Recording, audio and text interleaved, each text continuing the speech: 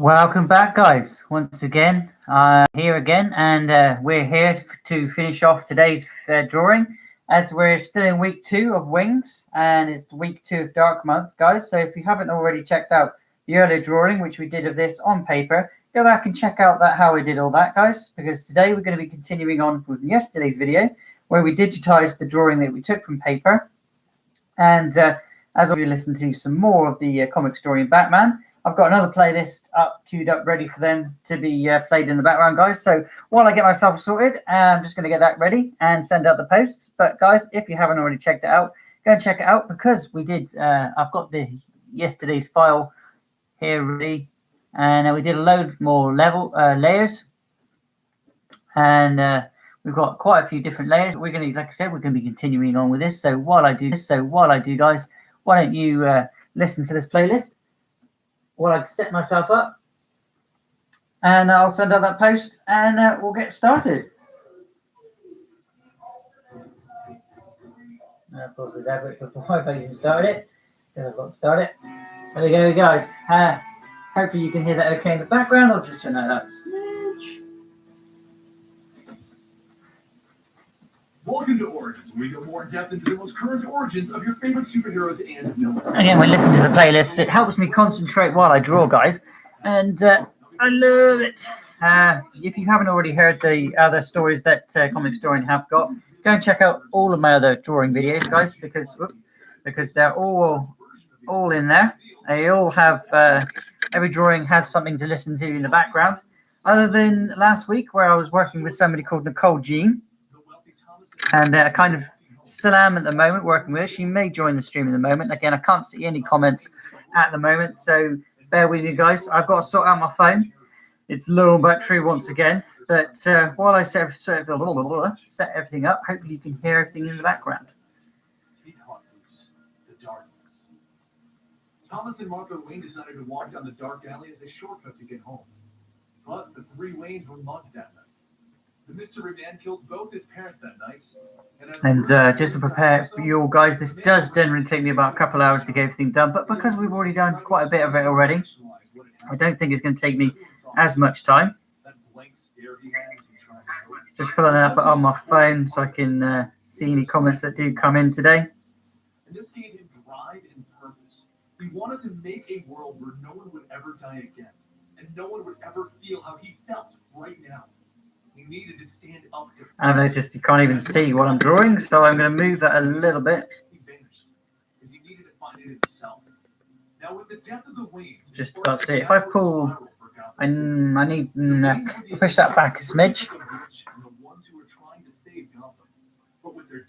I do all of this live, guys, because it's the only way you can actually see what I'm doing.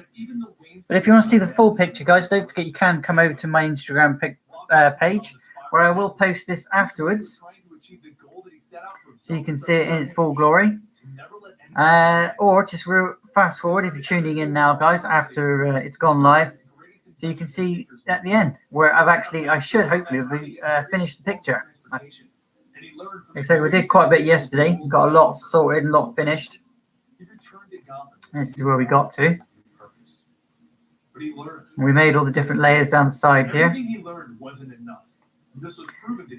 Oh, so many different layers. All the layers have different names, and yesterday, guys, I did explain what all the different layers and why you should name them and things like that, and why you should definitely have different layers. I learned a little bit from last week's video, because it was like I was doing it backwards, basically. I'm not going to outline them anymore. When I do the drawings, I'm just going to colour straight over them and then do what I've done this time, as it seems to have worked out a lot better than it, I feel it worked out a lot bit better. And about that, let me know, guys, what do you think? Do you think this process is better than the one before? That's going to be possibly the background. I'm not sure, because it's a bit bright. Might just dumb down the yellow here so it doesn't really affect too much of the thing. Or I might actually keep the background, because I kind of like the winged effect that I've left on there. And so I can keep those wings and just outline the picture and then give it a background, because then it doesn't affect the wings at all. So to be honest with you, looking at that again, I think I will, because all I've got to do because then I can keep this background, but it won't affect the wings too much because I think that's a bit too bright. And there isn't that much detail on the wings. And as I'm trying to finish the picture off today, that's, looking at it again, that's pretty much what I'm going to do. So what I'll do is I'll put some more details up in the wing area, do a bit more on the mask. I'm going to put these wing hooks, I don't know what they call them, talons, is it? Maybe, I don't know. But yeah, I want to put the talons on and a bit more to the face, a little bit more to the skin tone, and definitely a lot more detail on the jacket, because we only really got as far as the wings and putting all detail or outline things like that in yesterday. I'm going to be continuing on today, getting things done and just sort of freshening things up, making things look more professional, as professional as I can get them done. It's while we listen to that playlist. That playlist in the background, guys, is so when I'm not talking and I'm just sort of concentrating, there's no dead air.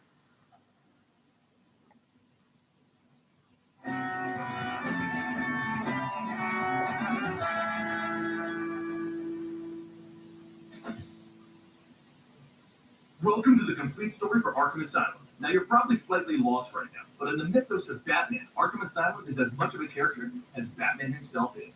With the new movie release of Assault on Arkham, which I did enjoy for what it was, I thought it would be a good time for us to delve into what is Arkham Asylum. Now, this is going to be part complete story, because I'm going to cover one of the most definitive Arkham Asylum stories, and it's going to be part Know Your Universe, while I explain what Arkham is, and what has happened in Arkham that has made it so important to the Batman mythos. Now, the most definitive story of Arkham Asylum, which explains its origins, and is considered one of the best Batman stories around, is Arkham Asylum, A Serious House on Serious Earth, written by Grant Morrison. So let's begin there. The story begins with Commissioner Gordon telling Batman that the patients of Arkham Asylum have taken over and they're demanding to talk to Batman, or they'll start killing the hostages. Over at Arkham Asylum, Joker begins to kill the guards to entice Batman to oblige. But we discover that a new treatment used on Two-Face has left him in a state where he can't make any decisions. One of the hostages, Dr. Ruth, has tried giving him a 6-sided dice and some tarot cards, hoping that he'll discover the ability to make his own decisions.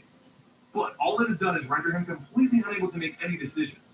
He's even unable to decide if he should use the bathroom, because it takes too much time to go through the cards to decide if he should go. Batman breaks in and begins to confront the Joker, and he demands that Joker free the hostages, which he actually does. But then he leads Batman to Dr. Ruth, one of the therapists that did the treatment on Two-Face, and Cavendish, Arkham's administrator.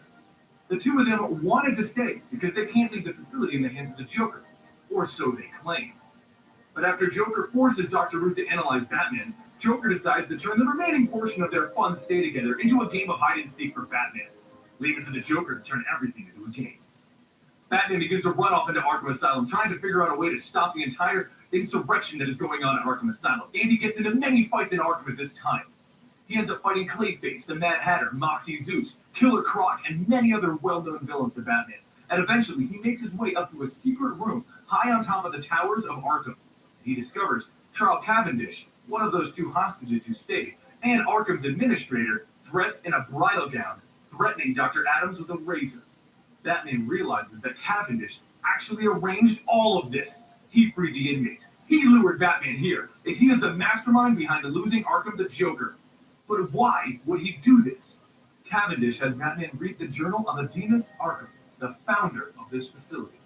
It is revealed that Arkham's mentally ill mother suffered delusions of a supernatural bat tormenting her. Eventually, after trying to treat her, Arkham himself began to see the same bat, and he decided to cut his own mother's throat to end her suffering. He blocked out the memories of doing this to his mother until one of his patients actually raped and murdered his wife and daughter. Traumatized by everything that has happened to him, Arkham put his mother's wedding dress on and grabbed her razor and vowed to bind the evil spirit of the bat with a binding spell. He tortures the man who killed his family in the name of treatment.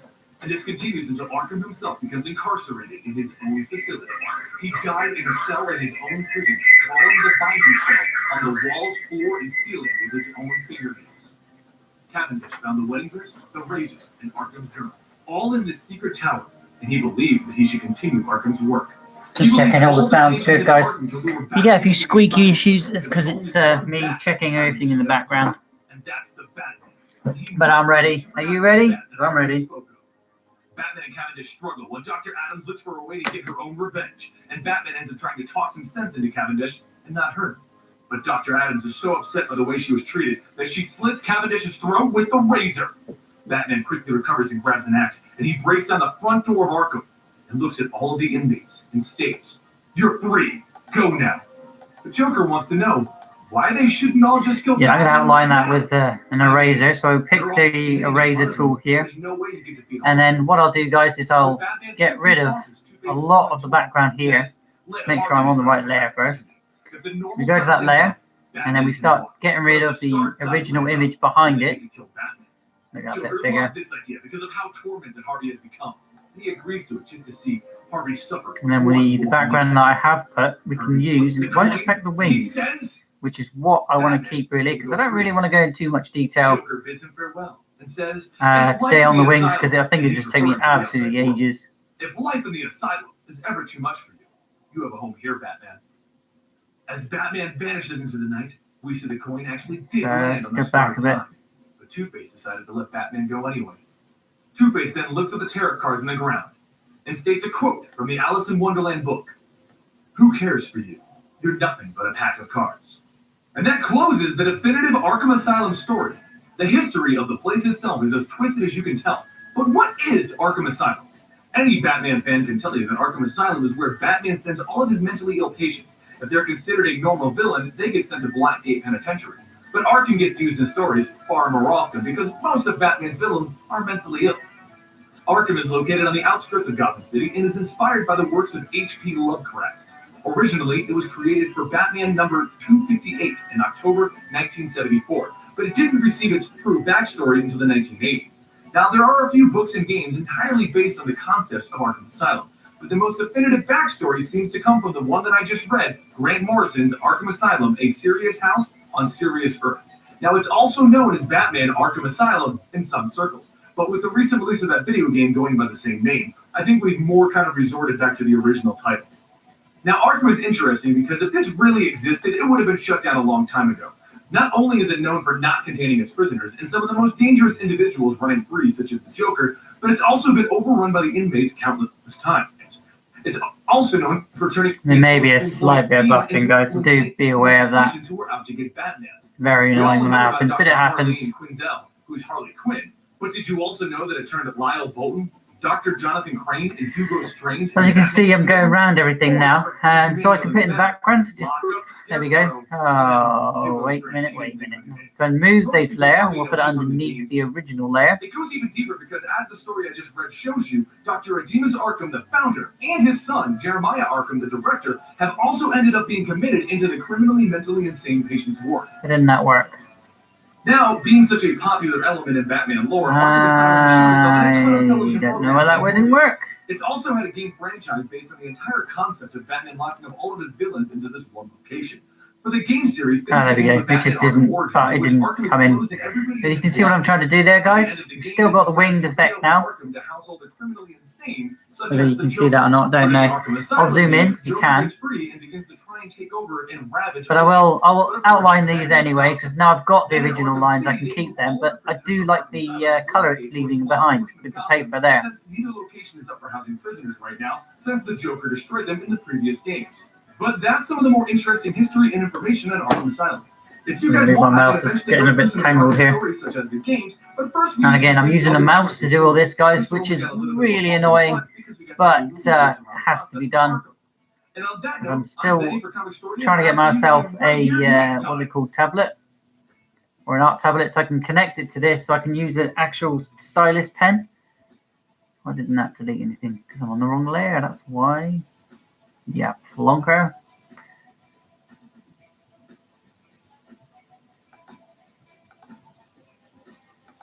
Yeah, it did. You want to make sure you're on the right layer when you do things, guys, because you will delete the wrong thing, and all of a sudden you've deleted a load of stuff, and oops, you've lost everything. Adverts. I'm going to get up a few times and change the adverts. I don't want the adverts, obviously, because they're not my adverts.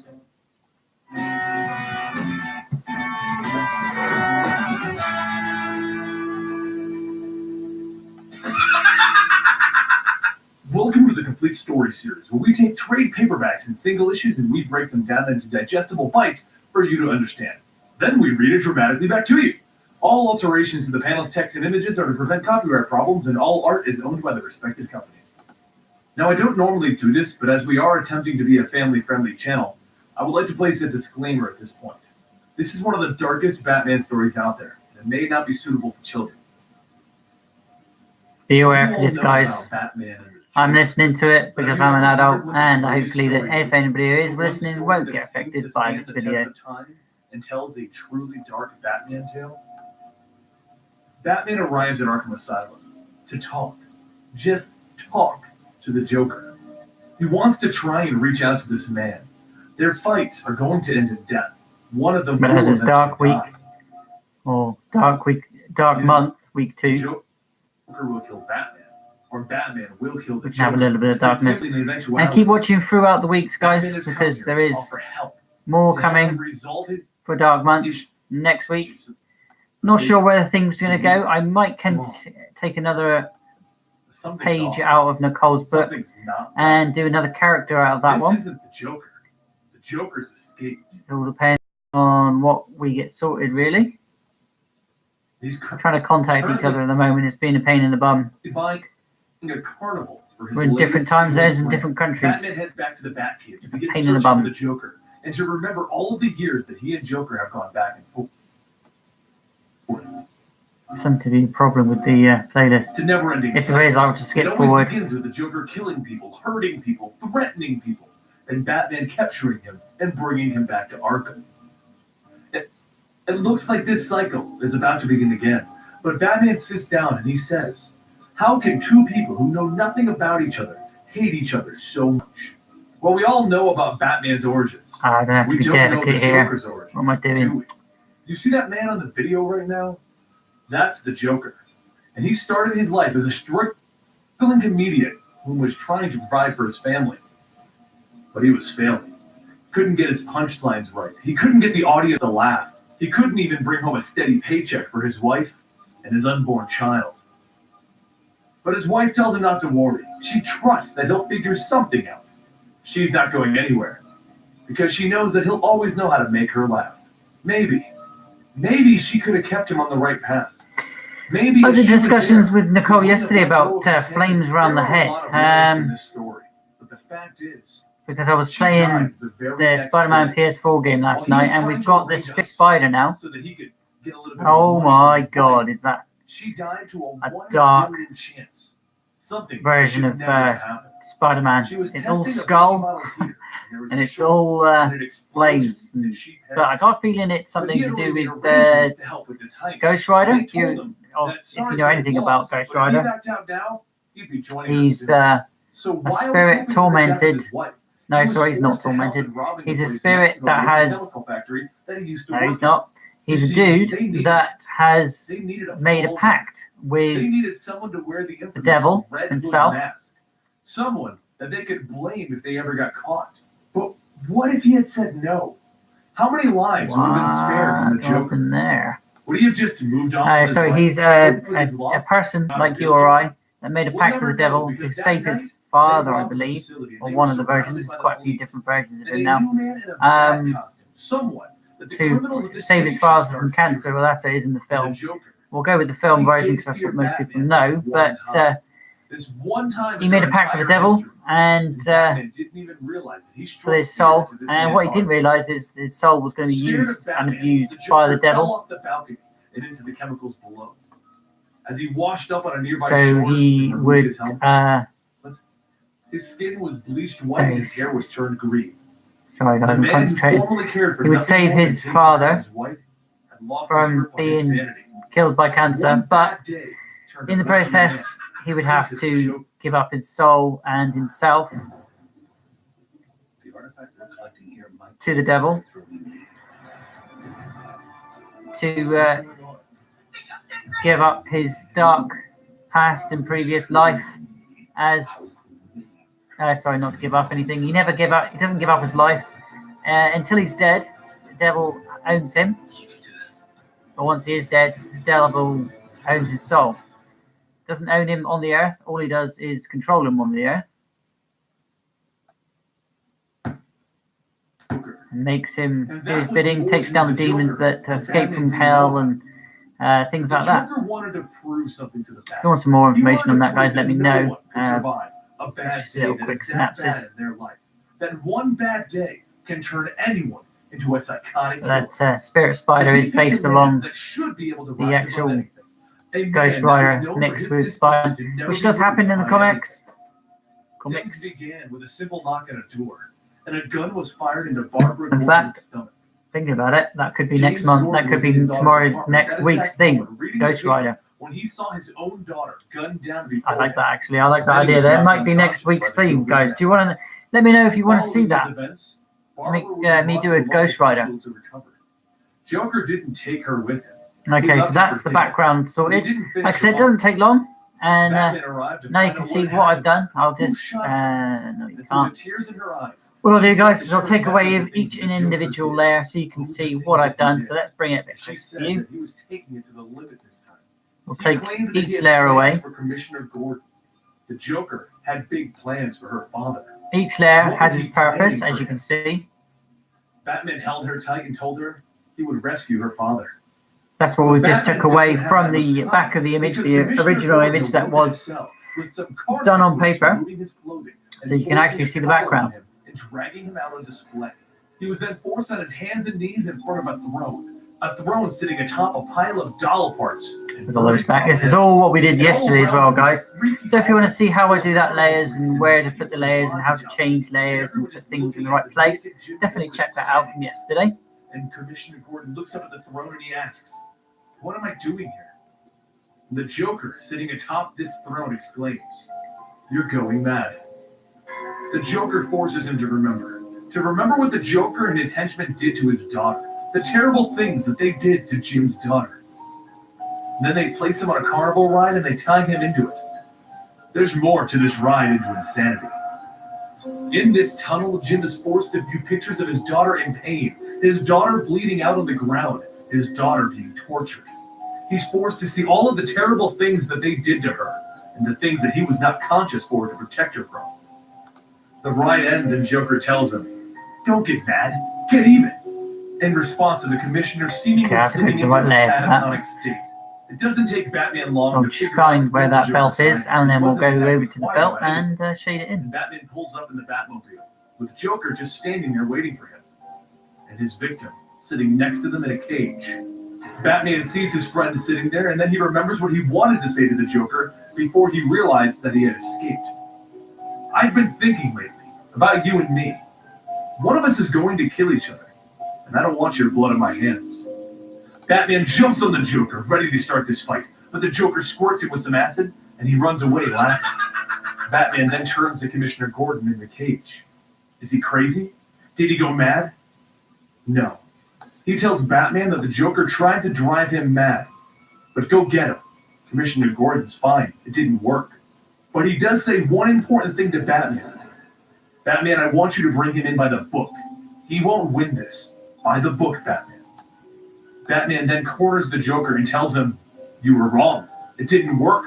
Gordon is the same as he ever was. Ordinary people don't crack. Ordinary people don't become insane lunatics from one bad day." The whole time, the Joker's laughing harder than he ever has before.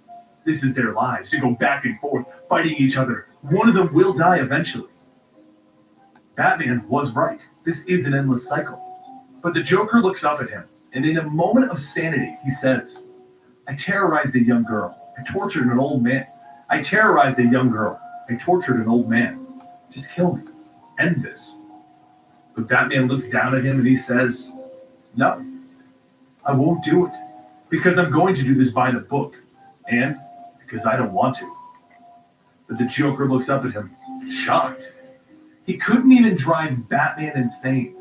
Nothing about this plan has succeeded.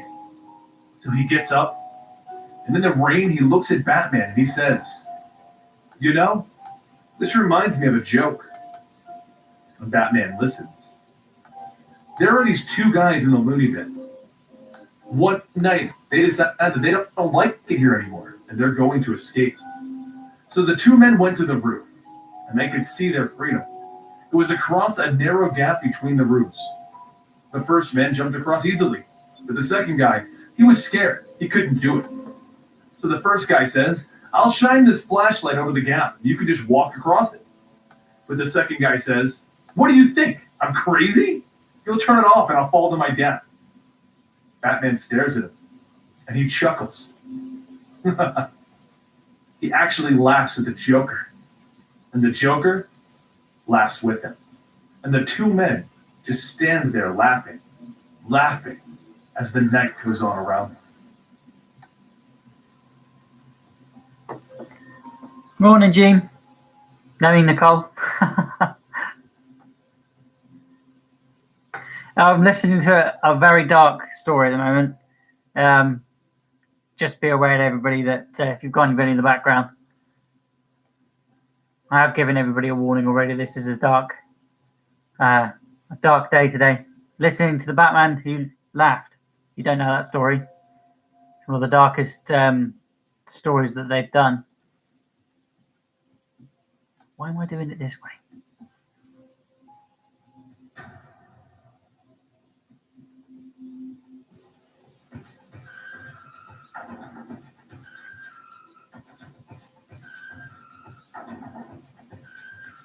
I'll show you where I've got to in a minute. Just looking for the right layer.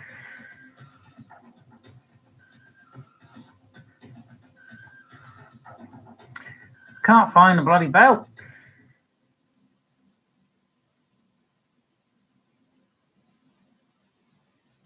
So it has to be on that layer there. I can make this a smidge bigger.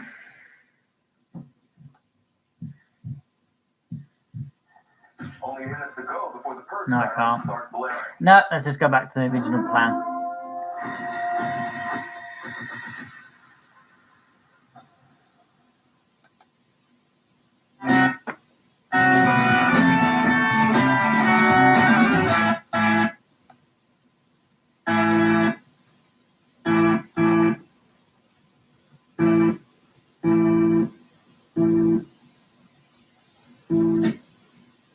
Yeah, we got bathroom problems.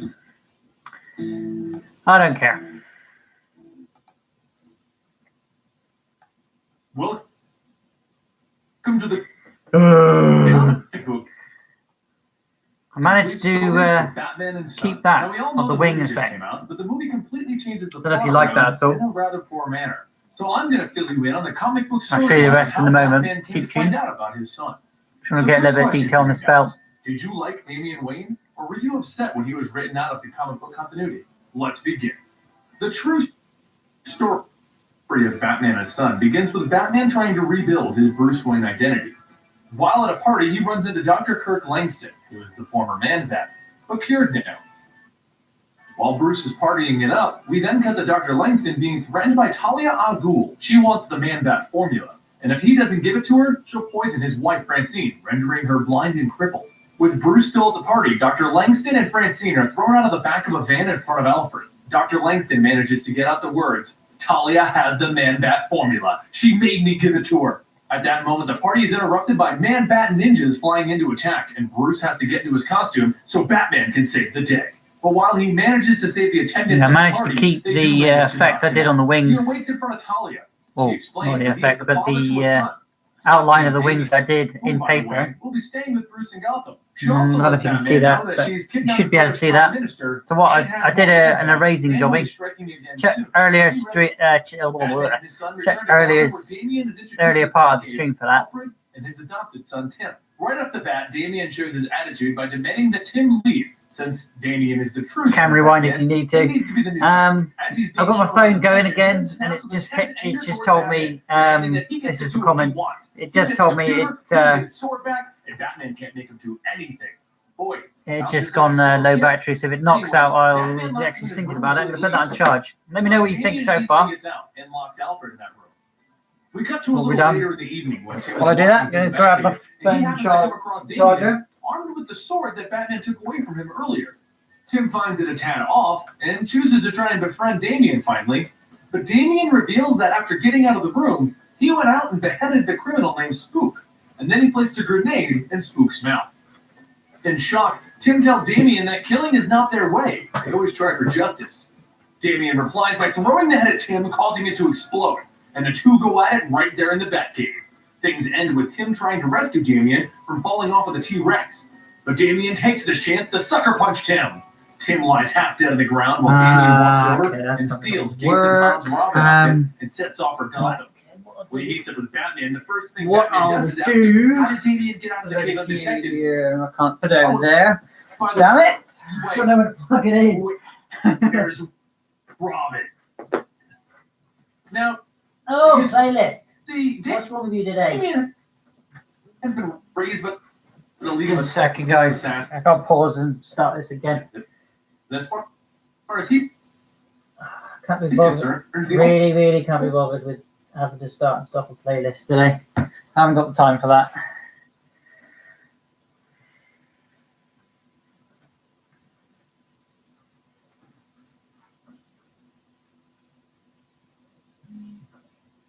the only way that will accept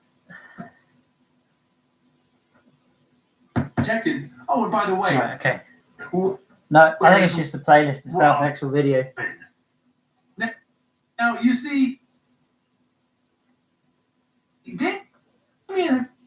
I sometimes have problems with this tablet, so I don't know why it keeps happening, but we're not going to be able to listen to that one video because it sounds like it's buffing too much. So let's just skip to the next one.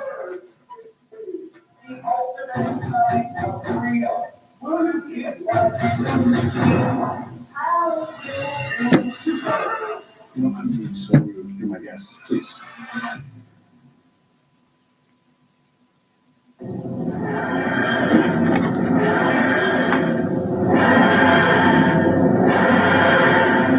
Something different for Comic Story. Has it gone to something else? Oh no, it's Batman in Time now.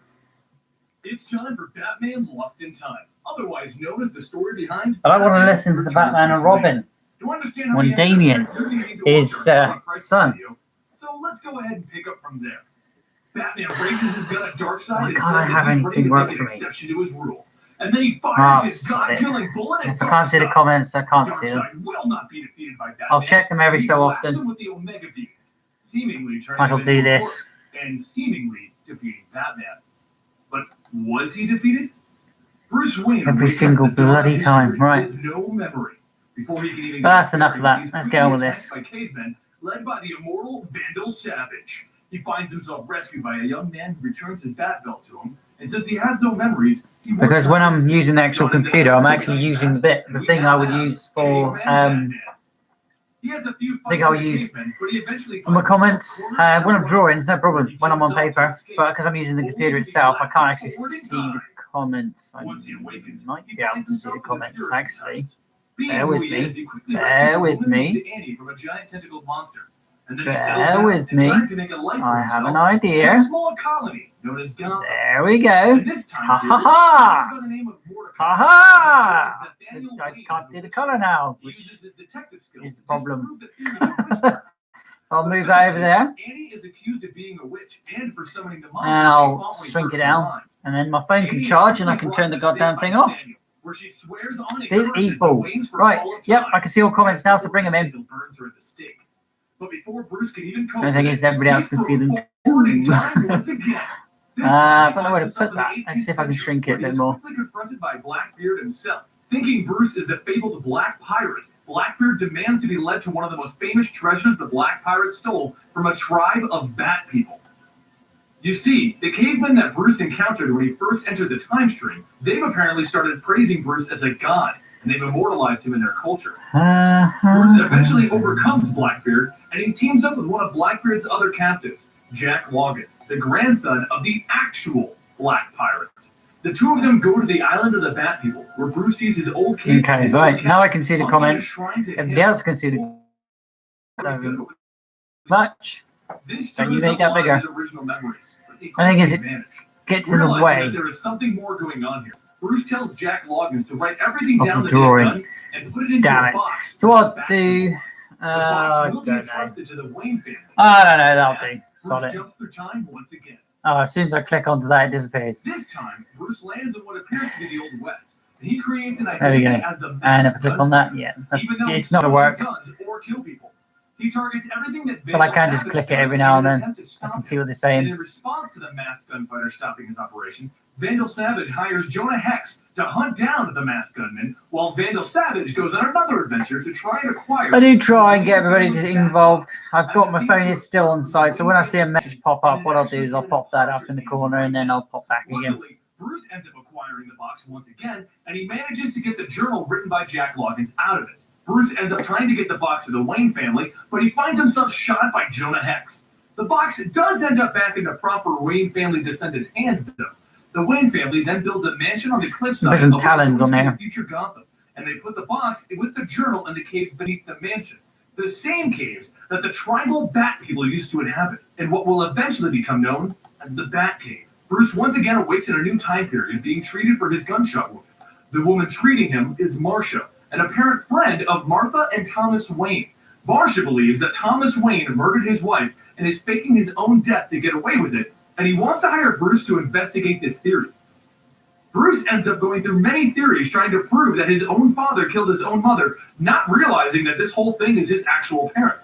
But eventually, he grows suspicious of Marcia, and he follows her to the Gotham graveyard, where he discovers that she is actually a member of the Black Glove Society and wants to sacrifice Bruce to the Bat God of the old Bat People tribe. For those of you who may be lost in this by now, she basically wants to sacrifice Bruce to himself, as he is the perceived Bat God. The ritual to sacrifice him actually involves the use of a time machine that someone created, and before they can do anything to him, Bruce steals the time machine and poof! He's in the time stream once again. This time, he arrives at Vanishing Point, the end of all time. Finally, he is at the end of time itself, and because he's here, all of his memories come back to him, and we discover what has actually been going on this whole time. Darkseid never actually wanted to kill Bruce. He wanted Bruce to time travel so that he would build up Omega energy, and then he would be returned to his own time, where he would explode, destroying all of reality from the 21st century. To ensure this plan happened, Darkseid had one of his own minions following Bruce through the time stream, and that minion has just gotten to Vanishing Point with Bruce. Meanwhile, during all of this, Booster Gold, Superman, Rip Hunter, and Green Lantern have been chasing after Bruce in the time stream, and they realize that he's still alive, and they've always been one step behind him this whole time. They have just now gotten to the Vanishing Point also, but they've arrived after Darkseid's minion has taken over Bruce's body.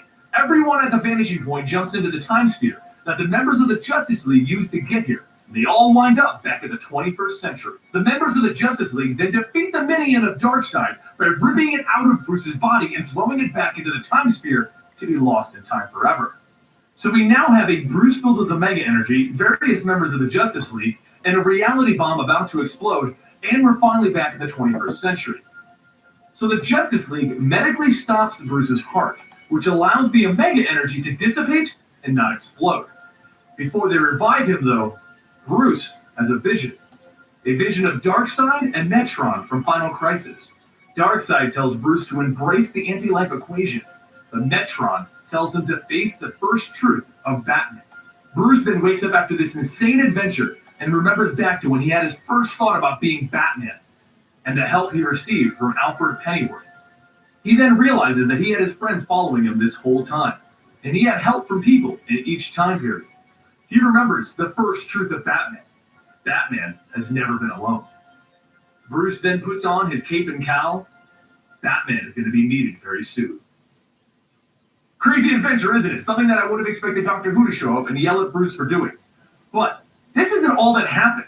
What happened? A new series of Doctor Who's out, which which I need to get out and watch again this Sunday. I used to watch it every Sunday with my son, but it's a bit different, I think. There's a female Doctor, which I never thought would happen. I'm from Comic Storian, and I'll see you guys next time.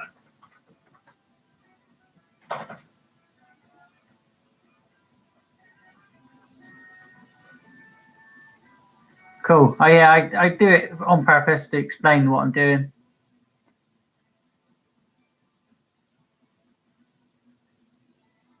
Gives other people a chance to sort of be able to do it with me. Oh, I've just made that too small. Right. Let's zoom out. What do we think of them?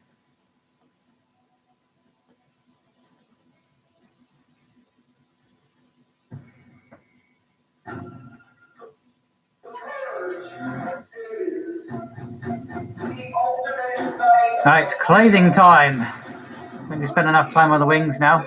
Clothing, skin, and such and so. And I've got rid of the original image because I'm dumbass. I was going to use that new plank. Nothing I can do about that now. How much of that did I save? None of it! Actually, I don't know. Did I save the... I think I did save the jumper. Let's get that jumper back. I saved enough. What would happen to Gotham City if Batman was believed to be dead? Would the criminals go crazy? Would there be a Batman? I don't need it. Batman? I got most of the details yesterday. Our videos that follow the Batman story. All the lines here. I just got to shade them in and make it look semi-pretty. Initially tried to train him to be Robin. Talia ran off with Damian, and Batman didn't know where he ended up.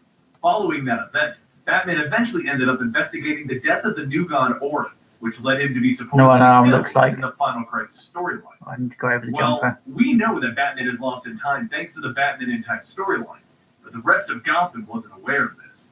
Batman's will stated that Dick Grayson should take over as Batman if anything should ever happen to him, but Dick Grayson doesn't think he can do it, and he's refusing to take up the Batman mantle. So what happened in Gotham while Batman was lost in time, and Dick Grayson refused to become Batman? Every Batman ally has been called in. Things are getting worse for Gotham. Who would you think Batman should be after Batman's dead? Because it obviously has to happen. There's obviously a Batman Beyond, so that's before Batman actually dies, and it's a different Batman altogether. It's Batman Beyond. He does need a protege, and they're all thinking it's going to be either Damian or Nightwing. Well, Nightwing is already himself. It's his own hero. He doesn't see himself as the new Batman. He can barely hold himself together. Recently, Arkham was made unlivable by a toxic gas that was released, and all of the inmates are being moved over to Blackgate. There's 3 Robins, you douchebag. There's 3 actual Robins now. We've got Nightwing, or original Robin. He takes them all under his control. You've got for the Batman Rogues Gallery to have their Batman, There's no bat to Robin, There's no bat for them to fear. Jason Todd, which nobody liked at all. He actually eventually got killed off, but then brought back as Red Hood. He just can't do it. He can't become Batman. And then you have Gotham needs Batman. Damian, which is Batman's actual son. It looks like somebody else may have already taken up the mantle of Batman. A brutal, deadly Batman is roaming around the city of Gotham, killing off the gangs. Who is this guy? Nightwing and the police all sit down and they decide this is going to be a crazy few nights with all the inmates of Arkham all going around free.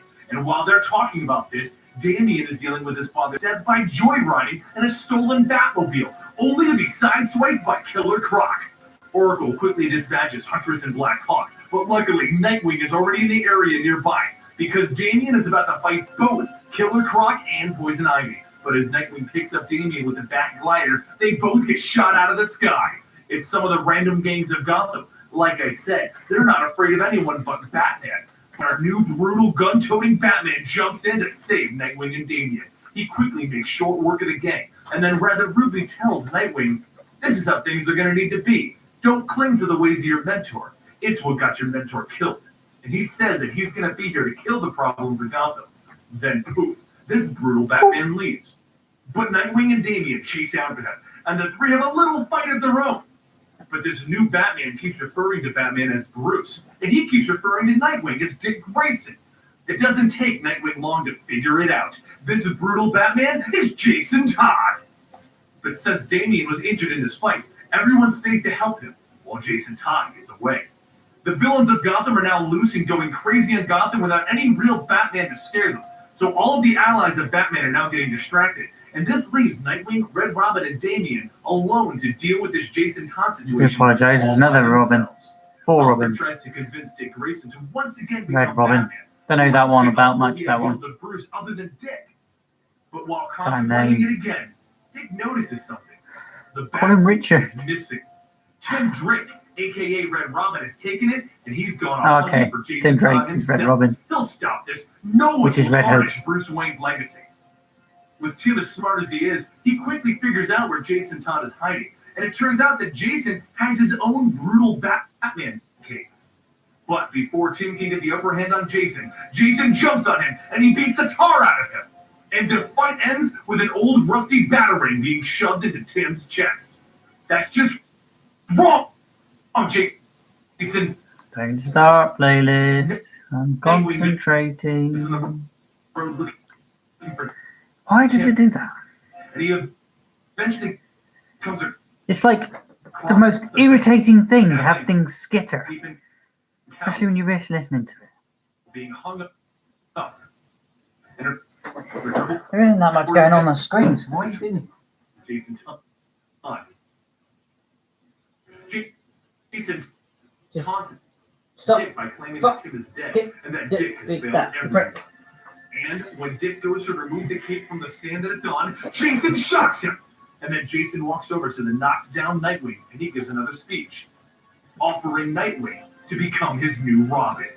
Jason has snapped. He's just gone completely crazy. And Nightwing sees this as he gets a second wind and punches Jason Todd. But before Jason can recover, Nightwing goes ahead and throws a pre-recorded holographic message from Bruce to Jason. Bruce tells Jason that he's sorry and that Jason Todd is his greatest I didn't mean to fan. do that. But it's not too late. You haven't no, it's because I know about Comic Historian. That's how I found out about everything. I mean, everything. Where is Tim? While this is going on, Tim wakes back up and he begins to walk off to try and get some help. He was faking his death the whole time. They've also got Brothers channel, which is Comedy Explained, and it explains everything that you would want to know other than just reading the stories. The barely conscious Tim goes with it, and Damian Wayne then shows Which I might up to do save some of those in the Tim from future. death. Dick and Jason end up jumping to a nearby Because speeding eventually train we'll run out of continue things to their listen to. battle of who will be Batman on top of a speeding train. Well, after a few more awesome martial arts moves, Nightwing finishes off Jason Todd finally, knocking him away and down into the river below. After all of this, Dick Grayson knows there needs to be a Batman. And if it's one thing Jason did correctly, it was put the fear of Batman back into Gotham. And he needs to be there. So from this day forward, Dick Grayson is Well, I much prefer doing it this way than the other way I was doing it. The outlining, I mean, because just took me fucking ages to outline everything. Return of Bruce Wayne. I do apologise for swearing. I do forget that I can't Thank you for swear. joining me, and I'll see you guys next time right here. If there's anybody that is younger viewers listening and things like that. I'm an adult and I swear. The growth of the experience economy has been very important with regards to coming to events like this. We know that people are looking for more than just face-to-face. The F word comes up quite often. Other businesses looking to give unexpected experiences, consider where you could pop up that your customers would be delighted to see you, where you can give a consistent brand experience. My brand is my brand. I don't have a brand such, but I suppose my name is Blut 084 BLUT 084 Art and Games. Everywhere I go.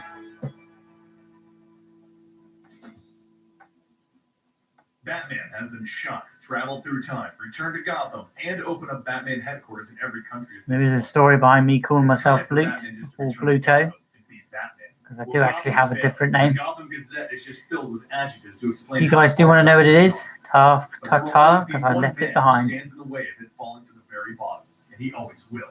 He is Batman, and he's defeated the villains of Gotham more times than anyone can count.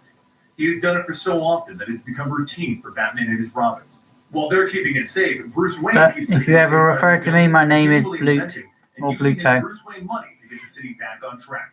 And Batman, he keeps it safe at night by taking out any enemy that may threaten that.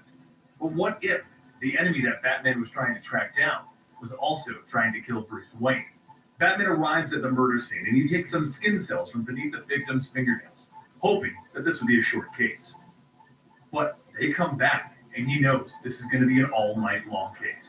The skin beneath the fingernails is Dick Grayson. Batman then uses his holographic technology to view the body that is in the city morgue, and he calls up Dick Grayson to try and figure out what's going on. But Dick Grayson has an actual reasonable explanation for this. He explains that a week ago, this guy grabbed his arm scratching him and warned him that they were all coming for all of you. Nightwing says that he wrote it off as a religious zealot, and with nothing to go on, Batman has to stand there and wait for the assassin that is apparently going to come and kill him as Bruce Wayne in 12 hours. Not one to shy away from his responsibilities, Bruce Wayne meets up with a friend of his named Lincoln, who's running for mayor. They have a discussion in which Lincoln tries to convince Bruce to give him his future vote in the upcoming election. And when Bruce can't decide right then and there, Lincoln mentions something very interesting, that Bruce may need some allies in the upcoming months. There's an evil returning to Gotham, an evil older than anything, and Bruce will need allies against them. Bruce turns to Lincoln, shocked by what he's talking about, when the elevator opens and out steps Bruce's assassin. He immediately stabs Lincoln in the chest, and then he turns his attention to Bruce Wayne, and Bruce jumps right in. Though he has to hold back because he doesn't know who made him. He doesn't want them to put two and two together and figure out that he's secretly Batman. The fight goes on for a second, but nothing that Bruce does works. Even an attempt at crushing the assassin's windpipe. There must be something else going on here. And after telling him the Court of Owls has sentenced Bruce Wayne to die, Bruce gets kicked out of the window of one of the tallest towers in Gotham, the Old Wayne Tower. Now, the Old Wayne Tower consists of multiple rings built by his family, and each ring contains a gargoyle that will welcome individuals to Gotham through land and sea, facing the bridges of Gotham. Bruce's family has been building and rebuilding Gotham for decades, and this tower is a testament to what they've built.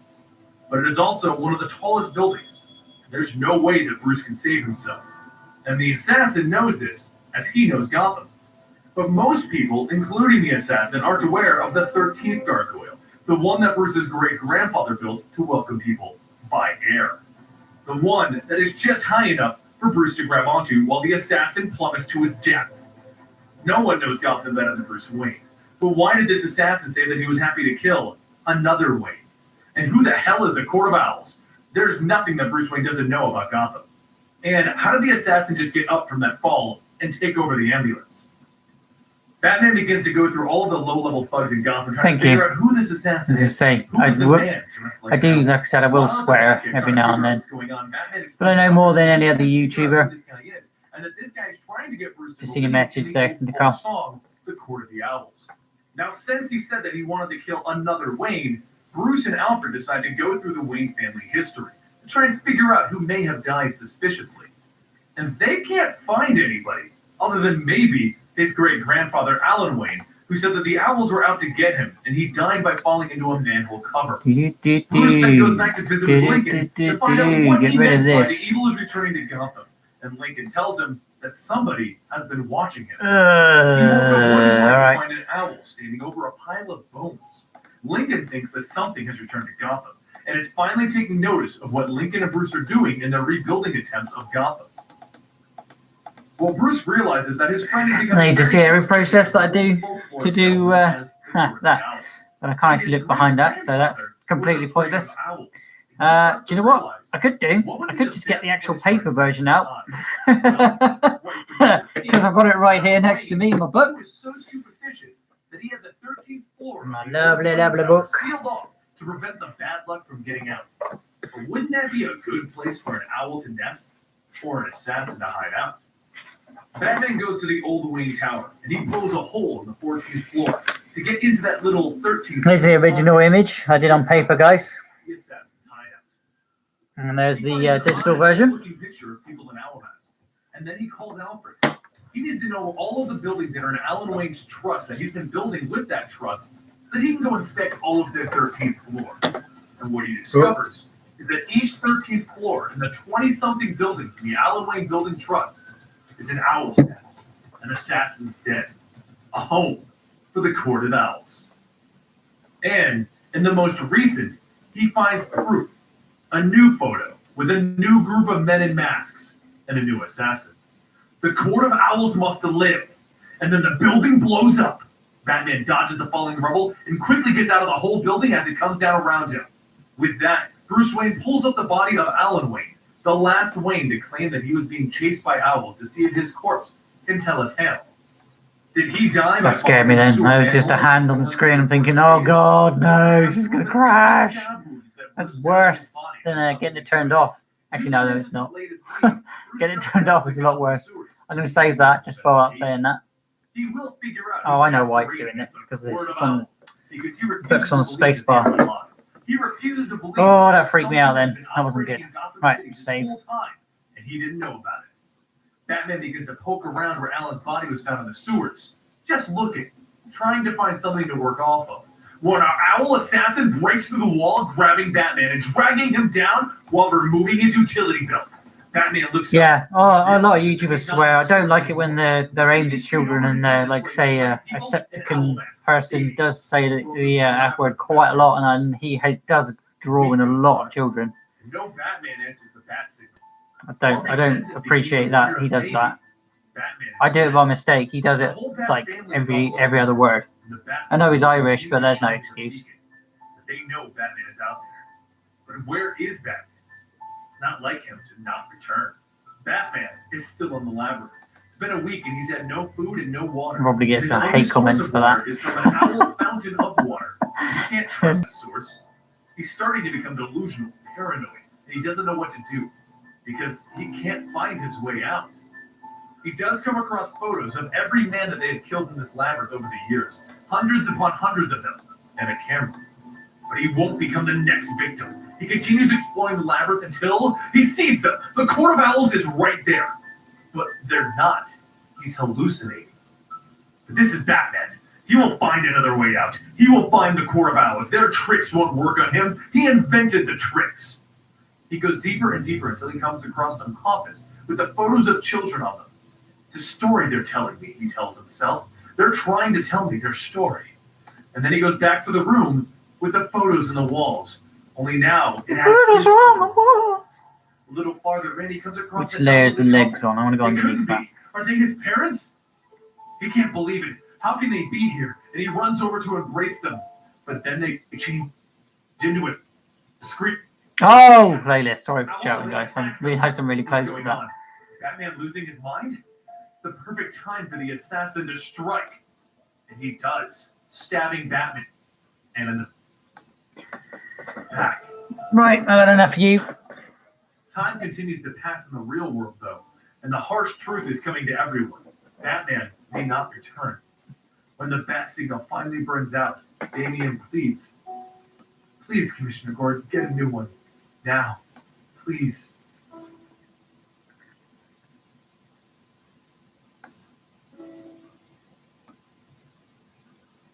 Back down below, Batman falls to the ground, bleeding out, and the assassin explains, your body will be kept. There's super buff on there today. Trophy for the defeat of a valiant enemy. It is an honor. There have only It's been annoying. 3 times before this that the Court of Owl has turned their victims into trophies. Do you have anything to say to this honor? As soon as I put the mouse down, Bat. the computer can't be affecting that. Because it's not, I'm not doing it online.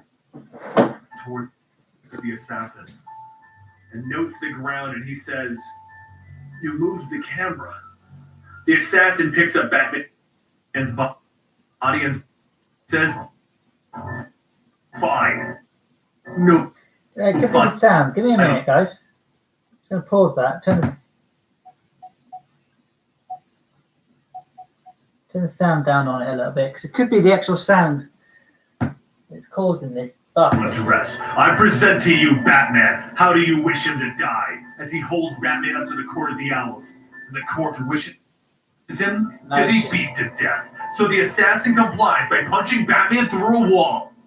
Batman is defeated. He has no strength. Court of Owls. It's just a rip-off of Batman. Batman sees it. A photo of Alan Wayne at the end of his Rip life. off of Batman in After Batman. their Which torture. makes no sense, but A photo of Alan Wayne begging. And Batman will not go down that way. He gets back up to fight and he exclaims, I'm sick to death of owls. And the assassin exclaims, you dare. And Batman replies, oh, I do. Batman gets his second win and he beats the tar out of the assassin, telling him, you're nothing special. You're nothing more than a hired thug. He then goes back to the room with the fountain in it and he says, you can't beat me. I am Gotham. Gotham is my city. And he tells them, I took the potassium chlorate from the camera that you kept moving, and it explodes real nice with the marble that you've made your fountain out of. And with that, he blows a hole in the floor and says, I'll be back for all of you. The court then walks out as Batman leaves and sees their badly beaten assassin, and they ask, what should we do with him? While they could just heal him, they decide to dispose of this assassin, because there are so many more that they can wake up. Batman crawls back to the entrance of the Batcave to be found by a panicked Alfred. He picks up Bruce and he brings him inside. And then Bruce sees something that causes just nothing but sheer fear in his eyes. And he screams, "No!" Because in front of him is the assassin once again. But Alfred explains that they found his body this morning and they brought him here. And he's very dead right now. Bruce begins to test the Come on. body to see how this man can survive so much. Sorry, guys, this is really And with night, must be irritating for you because it's brought irritating him for here. me. And he's very dead right now. Bruce begins to I'm gonna test take the it back body. a couple pages. It's the assassin once again. But Alfred explains that they found his body this morning and they brought him here. And he's very dead right now. Because in front of him is the assassin. And he brings him inside. Right, And then hopefully Bruce it sees won't something bark that now. causes just nothing but sheer fear in his eyes. And he screams, I think it's trying "No!" to load at the same time Because as in it's front of actually him playing. is the assassin once again. But Alfred explains that they found his body this Nope. morning. And they Freaking brought playlist. him here. And he's It's just one of my biggest very greats. dead right. Digital shouldn't buff this badly. Bruce begins If anybody's on here that actually remembers CDs, to see you remember you'd walk along the street and then like your CD player would butt because then you would step and make a buff, like a tap. Well, digital shouldn't bloody do it. Anyway, so No, do you know what? We can't. No, shut up, you dick. I don't mean like Grayson.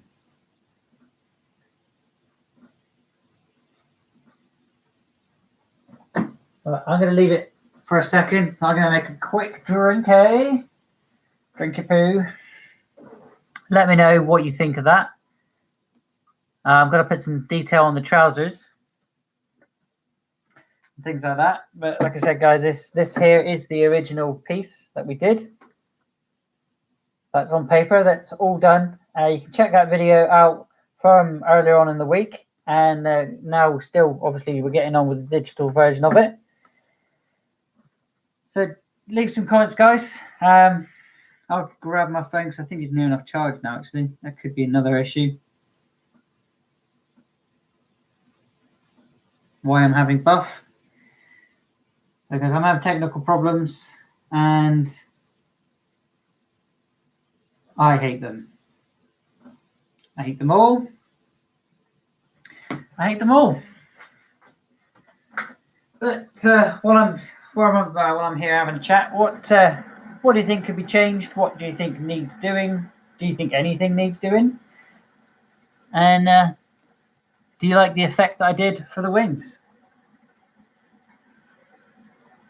I don't know what else to do to the wings, as I think it still needs something. But I want to do the clothes today.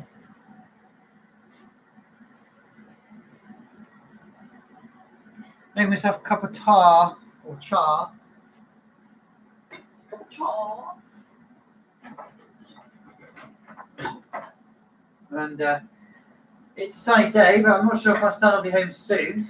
But when he does, you guys will have to bear a minute because he'll be making noise and such.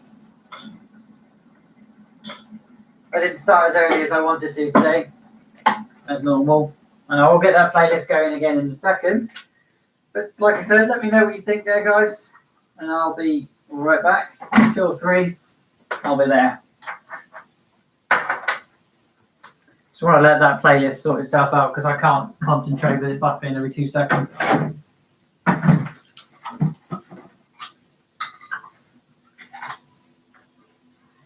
Every couple of minutes, maybe I could deal with it pausing, but every other word's just annoying.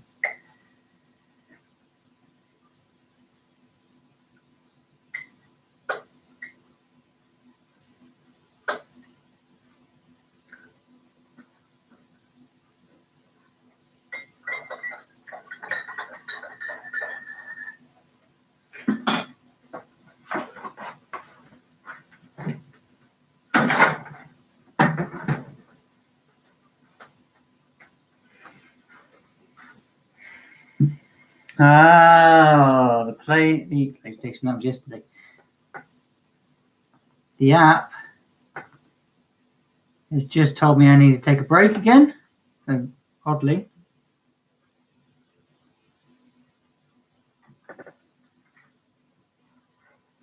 Yeah, YouTube, it tells you every now and then, when you're going live, it tells you to go take a break. So obviously, you've been sitting there in front of a screen for a certain amount of time. So hopefully this will play now, guys. Dragging him down while removing his utility belt. Let's have a look at these comments. And he realizes that he's not in the sewers anymore. The TV screen over his head displays 3 people in owl masks stating, "Welcome to the labyrinth, Batman." A week goes by, and no Batman answers the bat signal. Harvey Dent is beginning to wonder if maybe Batman is dead. The whole Bat family is off looking for him, and the bat signal will continue to shine as a beacon that they know Batman is out there. But where is Batman? It's not like him to not return. And what way do you mean darker? It's been a week and he's had no food and no water. And his only source of water is from an There's an angels and demons, so it's like half and half. He can't trust that source. He's starting to become delusional, paranoid, and he doesn't know what to do because he can't find his way out. He does come across photos of every man that they have killed in this labyrinth over the years. Oh crap, I haven't put the fire effect on the end of the wings. But he won't become the next victim. Really, how am I going to do that? Exploring the labyrinth until he sees them. The Court of Owls is right there. But they're not. He's hallucinating. But this is Batman. You can see your comments now, so if you want to leave some, now's the time. Tricks won't work on him. He invented the tricks. He goes deeper and deeper until he comes across some coffins with the photos of children on them. It's a story they're telling me, he tells himself. They're trying to tell me their story. And then he goes back to the room with the photos on the walls. Only now it has his photo on the wall. A little farther in, he comes across an elderly couple. It couldn't be. Are they his parents? He can't believe it. How can they be here? And he runs over to embrace them. But then they change into a screeching owl and they attack him. What's going on? Is Batman losing his mind? It's the perfect time for the assassin to strike. And he does, stabbing Batman in the back. Time continues to pass in the real world, though, and the harsh truth is coming to everyone. Batman may not return. When the bat signal finally burns out, Damian pleads, "Please, Commissioner Gordon, get a new one. Now. Please."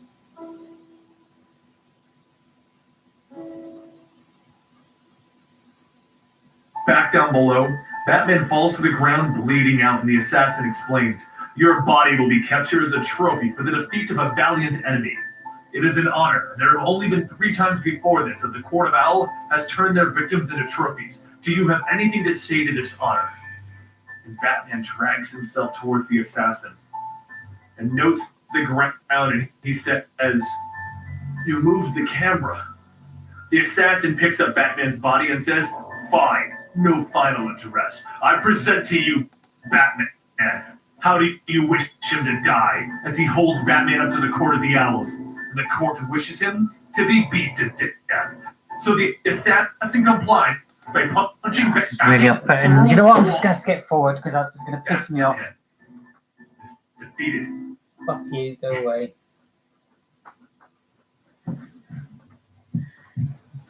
No, I don't want adverts. Only minutes to go before the first sirens start blaring. Purge. I've never seen the Purge. Right, play, you little shoot them a concurrent. Batman is Gotham City. Batman is to be feared, and Batman fears nothing. Almost. Recently, Batman faced off against another entity of Gotham City, the Court of the Owls.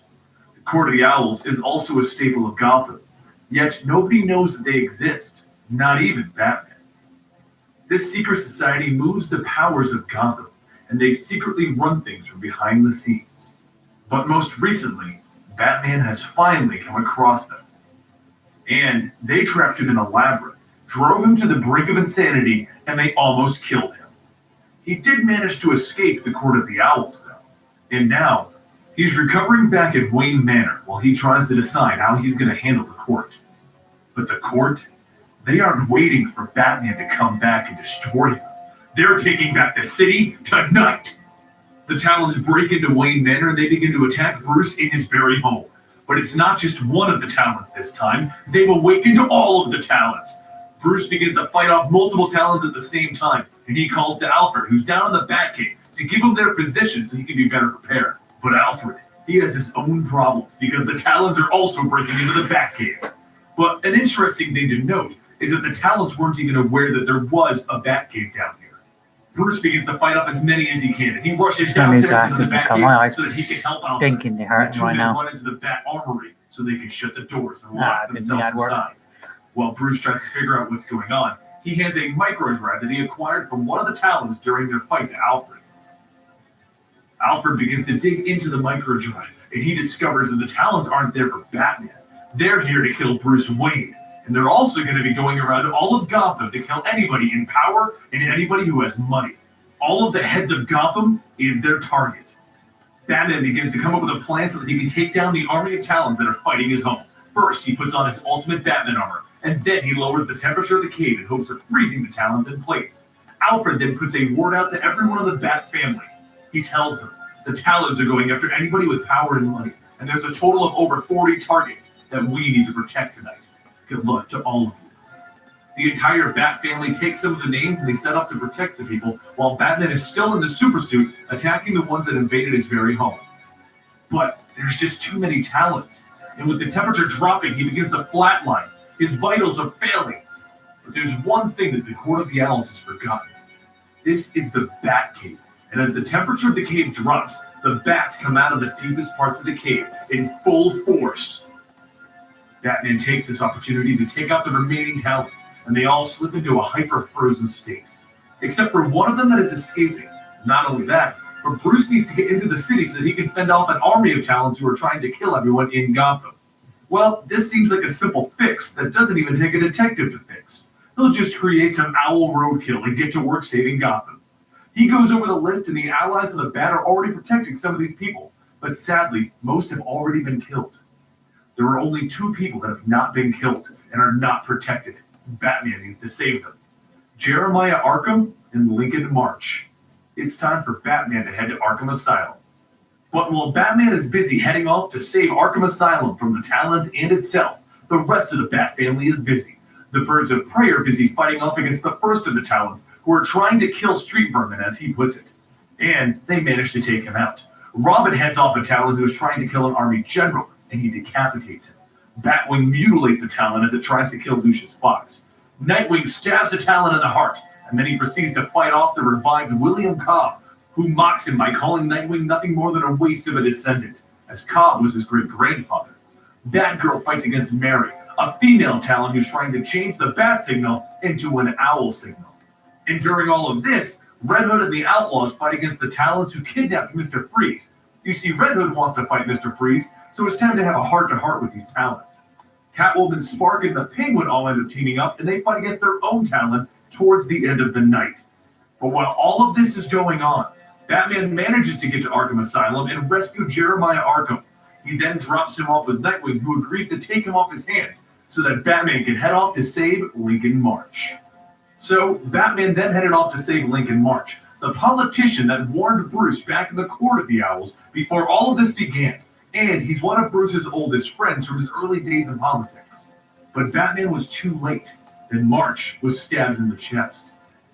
As he was dying, he handed a note to Batman and said, "Bring this to Bruce." And the note states, "Don't give up on this city. This city can be saved." And Batman takes that to heart. He can still save Gotham.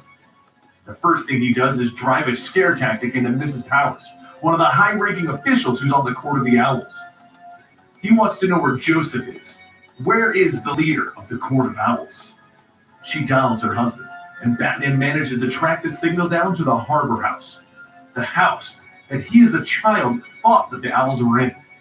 But he was wrong. They weren't here. And if they are now, and he was right as a child, does this mean that the Owls actually killed his parents? No time to think about that now as he kicks in the door, prepared for a mighty fight with the entire court. Except, they're all dead. All of them. Even their supposed leader, Joseph. They all seem to have drank poison with their wine. What an anticlimactic ending. Bruce heads home and he sits in his chair, thinking about all of this. Why did the court kill themselves? It makes no sense. And why were they at the Harbor House? Does this mean that they were using this place when Bruce was a child? Does this mean that they were involved in his parents' murder? Does this mean that they were there when Bruce was a child? You see, when Bruce was a child, he was trying to find meaning, a whole reason to why his parents were killed. And he decided to investigate the theory of the Court of Owls. He thought that the Court of Owls could have caused his parents' death. He thought that they could have hired an assassin to take out his parents. So he tracked them down to the Harbor House. But he was wrong. There was nobody at the Harbor House. But, like I said earlier, if they're using it now, were they using it when he was a child? So many questions with no answers. But wait, Batman just figured it all out. He figured out the last remaining person who has all of the answers. He quickly heads to the morgue to verify if his hunch was correct, and he just finds a note. Follow me down the rabbit hole. Batman quickly heads to the only sinkhole in Gotham, where he meets up with Lincoln March. Lincoln explains that he was working for the Court of Owls, and he saw their truth. He saw what they really were that day that they attacked Bruce and Lincoln. He also saw that Bruce was Batman that day, and he put it all together.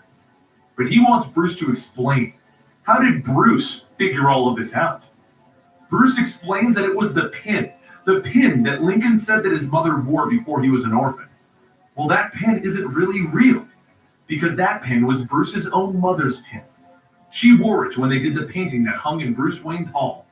So Lincoln's mother couldn't have had it.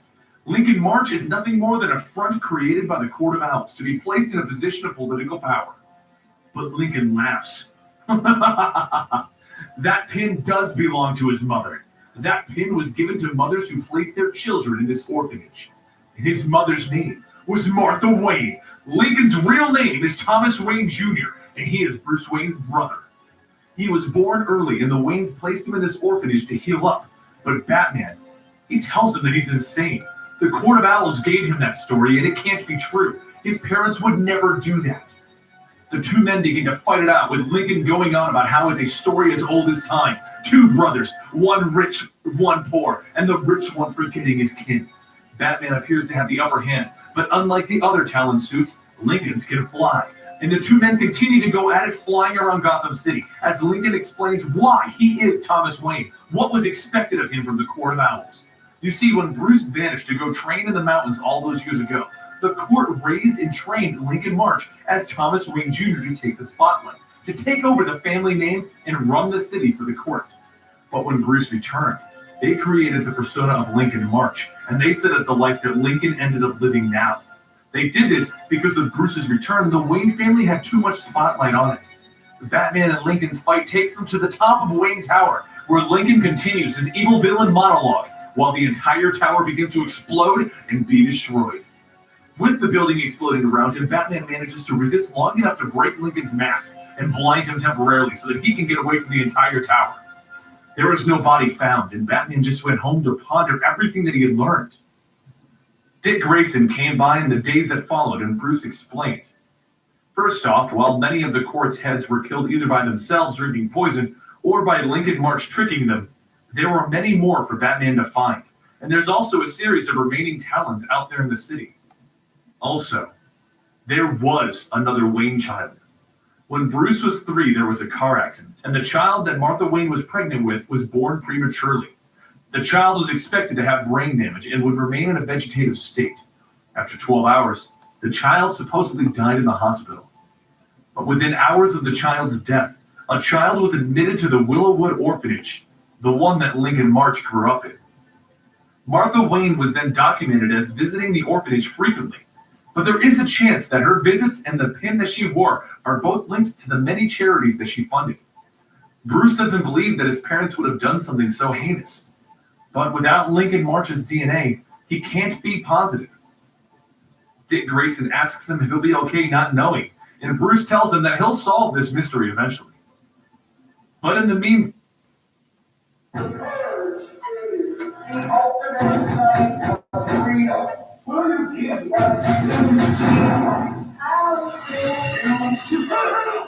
I'm being so rude. You're my guest. Please.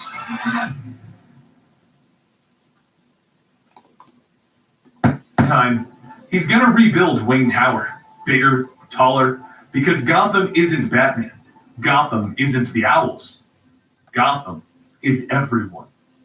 And Dick Grayson simply chuckles. And it's a little Batman too. Come on.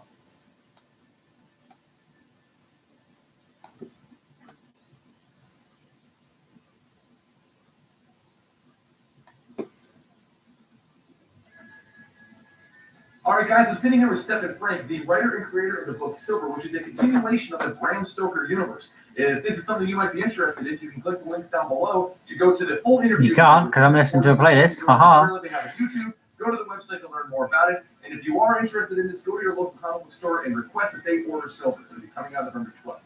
But if you want links to their channel, guys, let me know in the comment section, and I'll be happy to post it for you. You know, they don't really know how to juggle the time properly. They end up wasting their time more watching Netflix or something on it. So yeah, no, that's a good point. Well, for me, it's interesting because I do comics, and I'm a director. I work in animation. I'm doing a movie for Sony Pictures right now, so I really have this very schizophrenic sort of work life where I can be in production on a movie, and then I just go to the studio and I literally interact with hundreds of people, and my day is like meeting after meeting for like 12 hours, and it's all about communicating your vision and to other artists. Or I stay in my home office and I stay there for like 10 hours or whatever, and I just draw and draw. So it's like there's parts that are very solitary and parts that are very about human contact and communication. And I love both. I think what you said is really true, though, is that a lot of people say, oh, I love to do a book, also I love to do this, but and the truth is, at some point, it's like Sunday night, it's 10 p.m. and the choice is there. Do I want to go and see The Walking Dead and go see a great show except it's somebody else's show, or do you want to finish the next page on your book? So at some point it just becomes a very personal choice. yeah, no, I run into the same thing with the Personally, if I was doing anything like this, I would do what I got to do and then go. Exactly. I totally know where you're coming from with that. And if Silver is something you guys are interested in, just click the links down below, and it'll bring you right to something involving Silver. And I'll see you guys next time right here at Comic Story.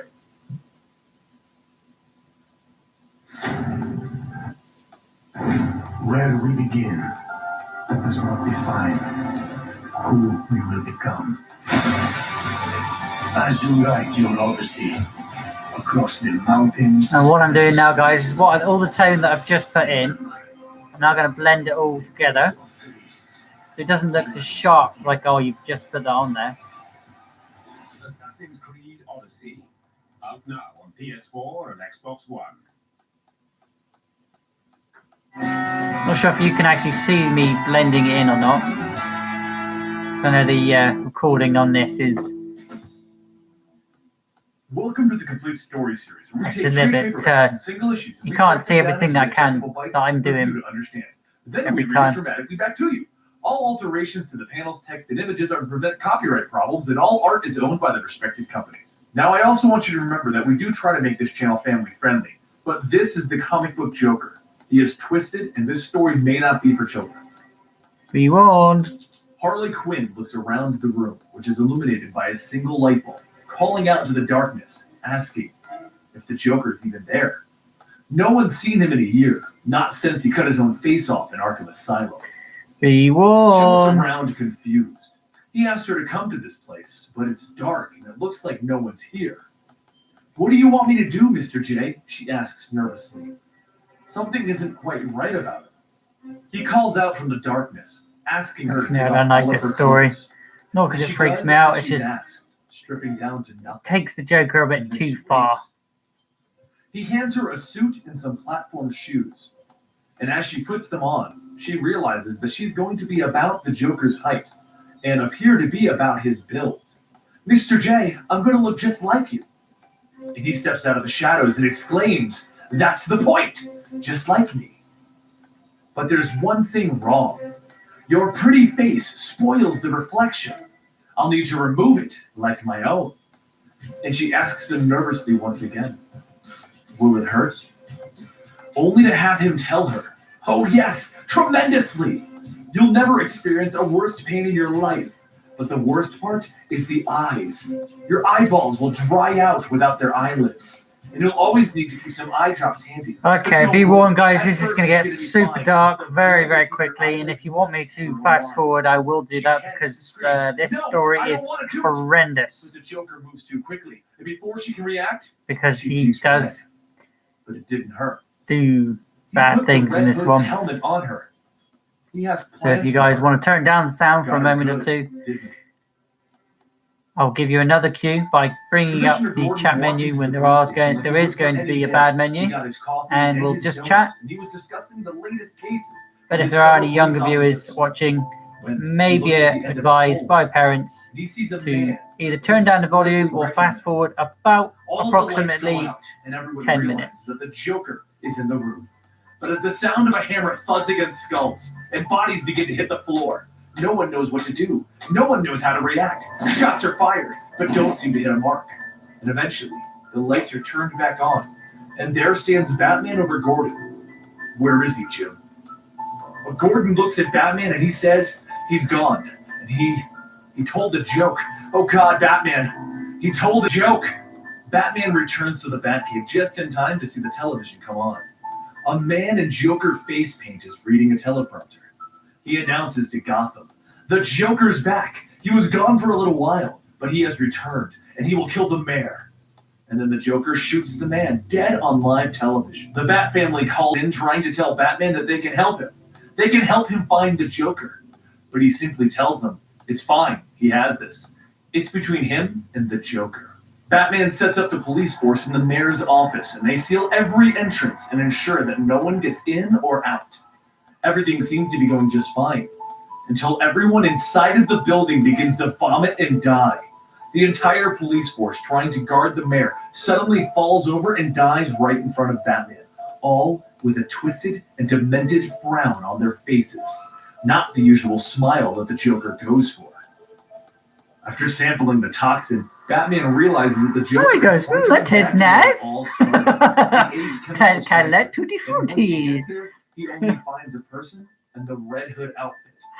You're not Joker, he exclaims, and he jumps at the Red Hood. But the person in the Red Hood outfit exclaims, it is here that you helped me remove my false skin to become the man you know me as, the Joker.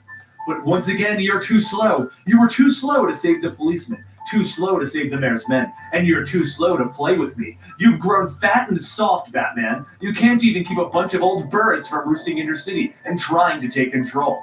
Your kingdom is rotting beneath you, Batman, and it's causing you to frown. Don't worry, I'm here to save you, to help you focus. I will save you from your allies, your friends, the ones making you slow. And Batman reaches over and pulls off the Red Hood mask to find Harley Quinn standing there with tears in her eyes. Where is he, Harley? Batman asks, and through the tears, she tells him. He's not the same anymore, Bats. He's not my Mr. J anymore. Tell me where he is, Harley, Batman screams. But as he's standing there screaming at her for the location, the Joker actually isn't too hard to find. He's currently at the Wayne family door, taking a swing at Alfred Pennyworth. Back at the chemical factory, Harley manages to get away by dumping chemicals on Batman, which stall him long enough for her to vanish. He stumbles out confused, and he heads straight back to the Batcave when he can't find Harley Quinn. This isn't right. What's the Joker's game? Why stall Batman? Why dress up Harley and remind him of their first meeting? He sends out a warning to the entire Bat family. Be on your guard. Joker is out there and he's targeting you individually. As he ponders what the Joker is doing, he walks around Wayne Manor, looking for Alfred. But oddly, he can't find him anywhere. After much searching, all he can find is a package with a cassette tape. Batman plays that cassette tape, and to his horror, he listens as the Joker tortures Alfred. No. How could Batman be so stupid? How could he have let this happen? The Joker tells Batman in the tape that he was making a celebration, and he's gonna need someone proper to serve it. Bruce Wayne's butler seems like a prime person for this job. And while standing there lost in his own thoughts of how he lost Alfred, he looks down at the cassette tape, and he realizes that it's marked Gordon. He quickly gets over to Jim Gordon's house to warn him, and ask him to join him in the Batman safe house. But Jim Gordon says no. He won't run from the Joker. The Joker took too much from him, and he hurt him too much. He needs to bring the Joker in. But as he says this, he's looking down at a photograph from one of the most horrific days in his life.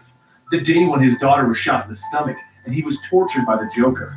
But as he's standing there looking at this, blood begins to pour out of the very pores in his skin. Batman cringes as he catches Gordon, and he hurries him to the hospital. After a little time passes, Batman sits down with Nightwing to explain what's going on.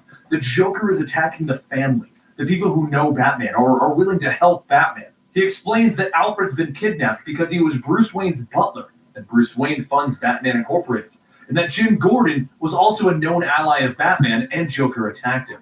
He also doesn't want Nightwing to tell the rest of the Bat family about Alfred because he's worried that they're all going to lose their cool. But when Nightwing asks Batman how he could even consider the rest of the family losing their cool, he tells Nightwing that he's barely keeping it together himself. I don't Alfred know was like what a father to do figure to him, and next, he's really. But don't worry, because There's a he's bit gonna be more able on to the stop hands, the bit Joker soon. not Because skin using his tone, detective maybe. skills, he figured out Obviously, that the this Joker needs a bit filmed tidying all up. of their past meetings and past locations. So if he continues with this pattern, he'll eventually end up at the Talons water don't even, reservoir. can't even see the talons now, but Nightwing tells Batman to let him go with him, but Batman tells him, no, he'll handle this alone. And Batman was spot on.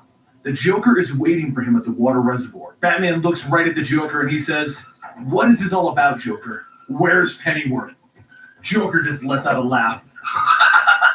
Always right to business, Bats. Not even a batarang to the head? Well, don't worry about it. I took care of everything. And Batman just looks at him questioning. What do you mean? Well, you see, we would argue, then you would throw a batarang, then I would press a button and we'd go boom. The poison would get into the water. Then you'd save the day in the city, but I'd end up getting a few people with my poison. The unlucky few who went to their water before you were able to save them.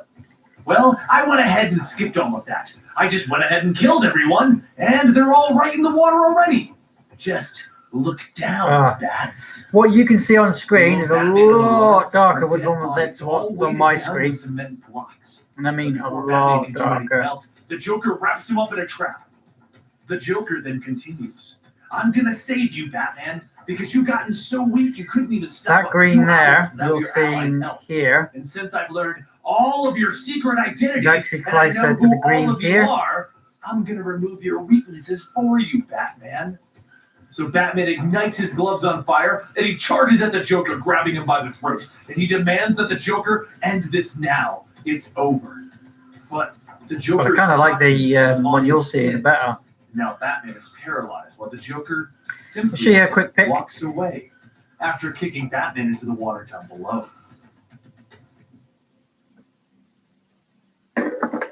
He awakens back in the Batcave, saved by Dick Grayson, Tim Drake, Jason. Just gonna go to Instagram quickly, guys. Again, my name is Blut084 BLUT084 Art and Games here on YouTube every day, occasionally on Mixer, and also every day and night over on Instagram, guys.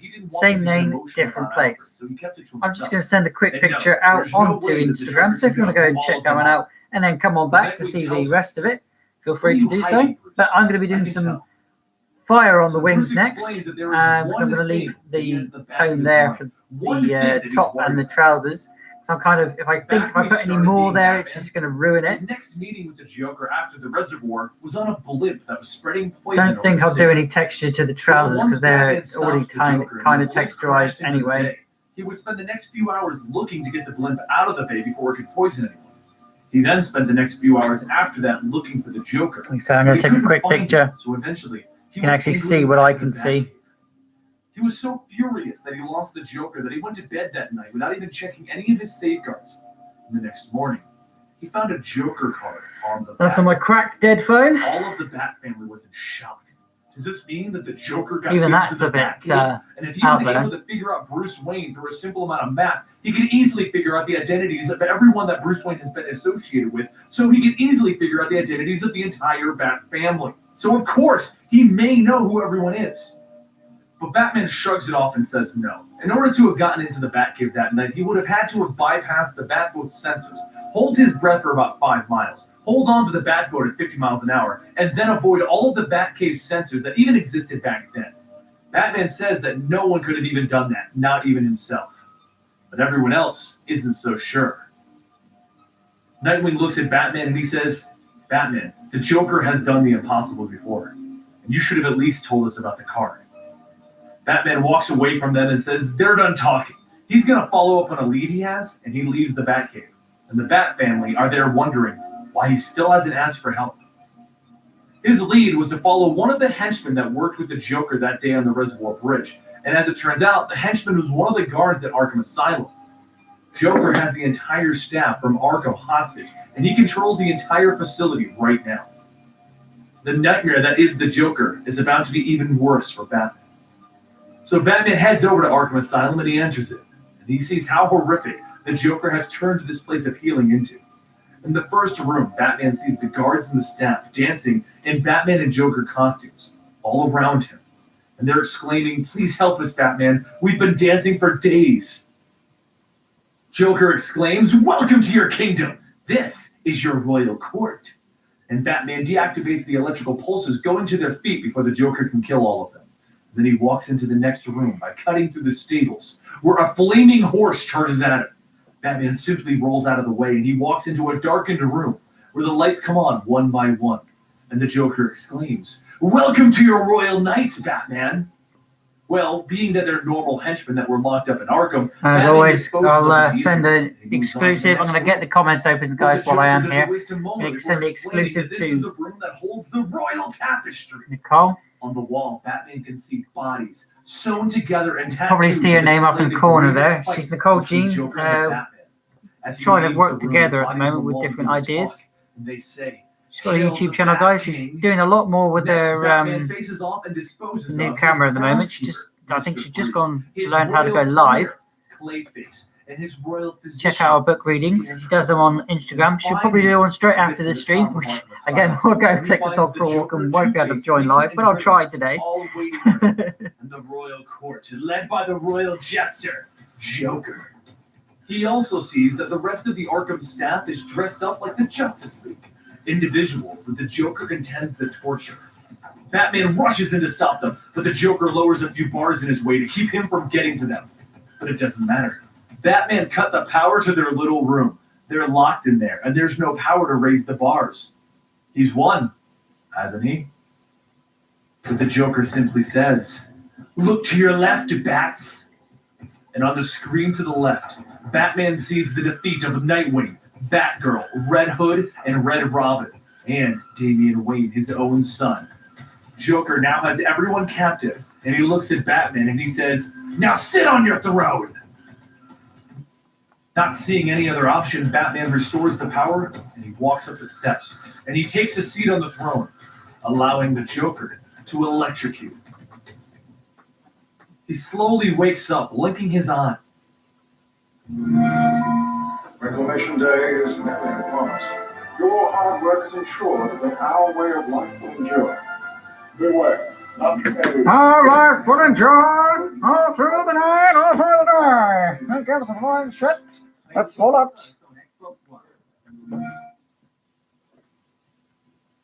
Ice, and he finds himself bound to a chair. And in front of him are Nightwing, Red Robin, Damian, Red Hood, and Batgirl, all at a table with bags over their heads. The Joker is also there, welcoming Batman to this sick and twisted dinner party. "What did you do, Joker?" Batman cries out as the Joker welcomes a servant to the table, someone to serve the meal to their guests. Alfred walks out from behind a wall in this cave, a big grin on his face, all Joker toxined up. He removes the bags over everyone's head to reveal that their faces are covered in bloody bandages. Yeah, this is getting super dark, people. So be careful. All the Bat family lets out a gasp as they picture what could possibly be in this place. And Alfred slowly reveals what is being served to them. And everyone lets out a shocking gasp. You don't want to hear this bit? Turn it down. Their own faces have been cut off and they're lying on ice in front of them. The Joker lets out a cackle. He's won, and now everyone will die as he ignites the entire table on fire in hopes of severing what makes Batman weak. But Batman knows this place. It is the caves outside of the Batcave, and there's an underground supply of water above them. He quickly pulls the support beams, allowing the water to flow and put out the fire. And he runs over to Damian to make sure that his own son is okay. Slowly, he peels back the bandages, preparing for the worst. And Damian even says, "Tell me what's wrong. Tell me. I can take it." And Batman just smiles. It was all another sick joke from the Joker. Everyone's okay. Nightwing tells Batman to chase the Joker while they restrain Alfred and help him get over the Joker toxin. So Batman quickly takes off into the caves while everyone tries to gather their bearings. But the Joker planned for this, and a bomb containing Joker toxin goes off in the room, infecting everybody. Nightwing, Damian, Red Robin, Red Hood, and Batgirl are all now infected, and they're all about to go on a murderous rampage. Batman catches up to the Joker, and he punches him so hard that he knocks loose the piece of skin that was once Joker's face. As he regains his composure, Joker says to Batman, "You better go back and save your family. They're all about to die, Bats." But he just hits the Joker again. "I have faith in them. They aren't going to die." That's not dark enough. The Joker just scoffs. I want to be like a "You pale. shouldn't do that. They bring you down. They make you weak." But Batman tells him, "No, they make me stronger." The Joker just eyeballs him, and he gets angrier. And then he spits some acid in Batman's face to distract him. And he runs to the nearby cliffside so that he can jump off and commit suicide. Batman won't win. But Batman catches him at the last second. And he tells him, "I've been thinking about what you said, old friend. That we should end this once and for all. This game that we play. I did what you wouldn't do. Because this is the spot right here, isn't it? The spot where you fell off the Batboat all of those years ago. This is where you turned back, isn't it? Not because you couldn't hold on, but because you didn't want to know who I was. Well, I'm not like you, Joker. And during this year while you were away, I figured out who you are. Who you were before you were the Joker." The Joker panics. Batman can see it in his eyes. "You're lying. You wouldn't use my own joke against me." But Batman continues. "Joker, I know your name, your history, your family, all of it. Come closer.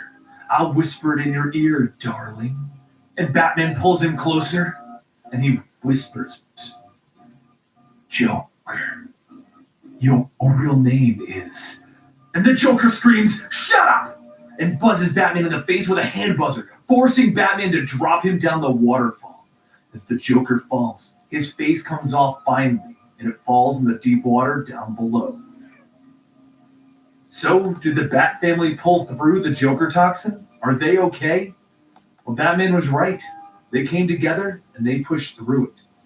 But the damage was done. The family doesn't trust Bruce anymore.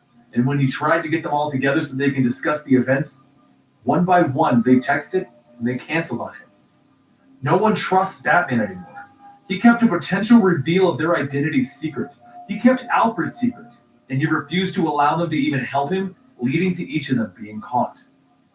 Bruce goes down into the Batcave, where he passes a computer screen which states Batman, in fact, did not know the Joker's name. And he looks at the chemical compound that was in the Joker toxin. The chemical compound of... Ha!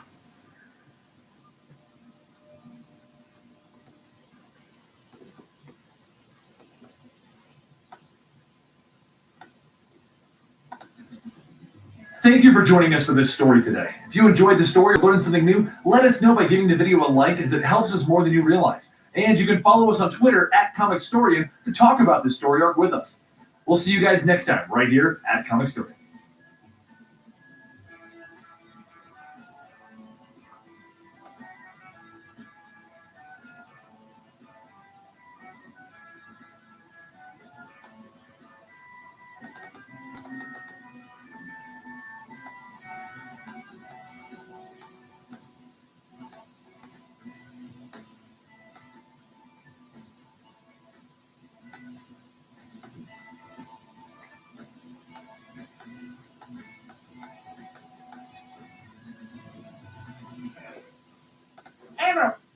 Please order as many teeny tiny tapas as you wish. Thanks to your amiga Sally's switching energies to compare the market, I'm here to split the bill with you all. Hola, señor. Ready? Me gustaría pedir las camas al año y las patatas bromas, por favor.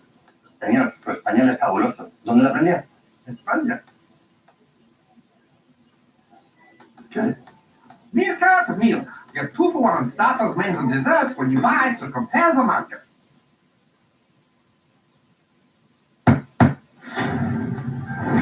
Where we begin. Where we begin, We will become.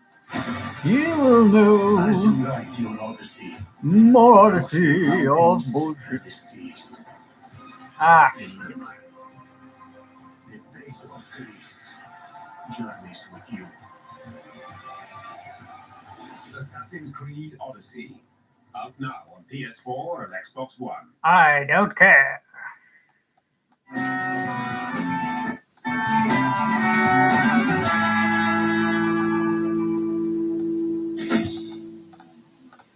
Welcome to the Complete Story series, where we break down your favorite trade paperbacks and single issues, and we turn them into digestible bites, and then we read it dramatically back to you.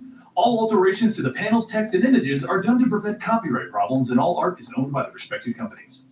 Now, for the record, since it's well known that Damian dies at some point in the Batman history, I'm not going to hide the fact that it's in this story.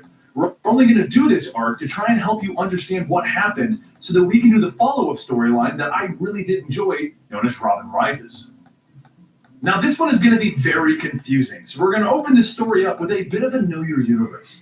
Batman Incorporated is a massive story arc told by Grant Morrison, and it's supposed to pick up where the Batman in Time story arc ended, with Dick Grayson as Batman and Damian as his sidekick Robin. Batman himself was traveling the world setting up Batman Incorporated locations around the globe, publicly funding Batman's objective through the Wayne Foundation.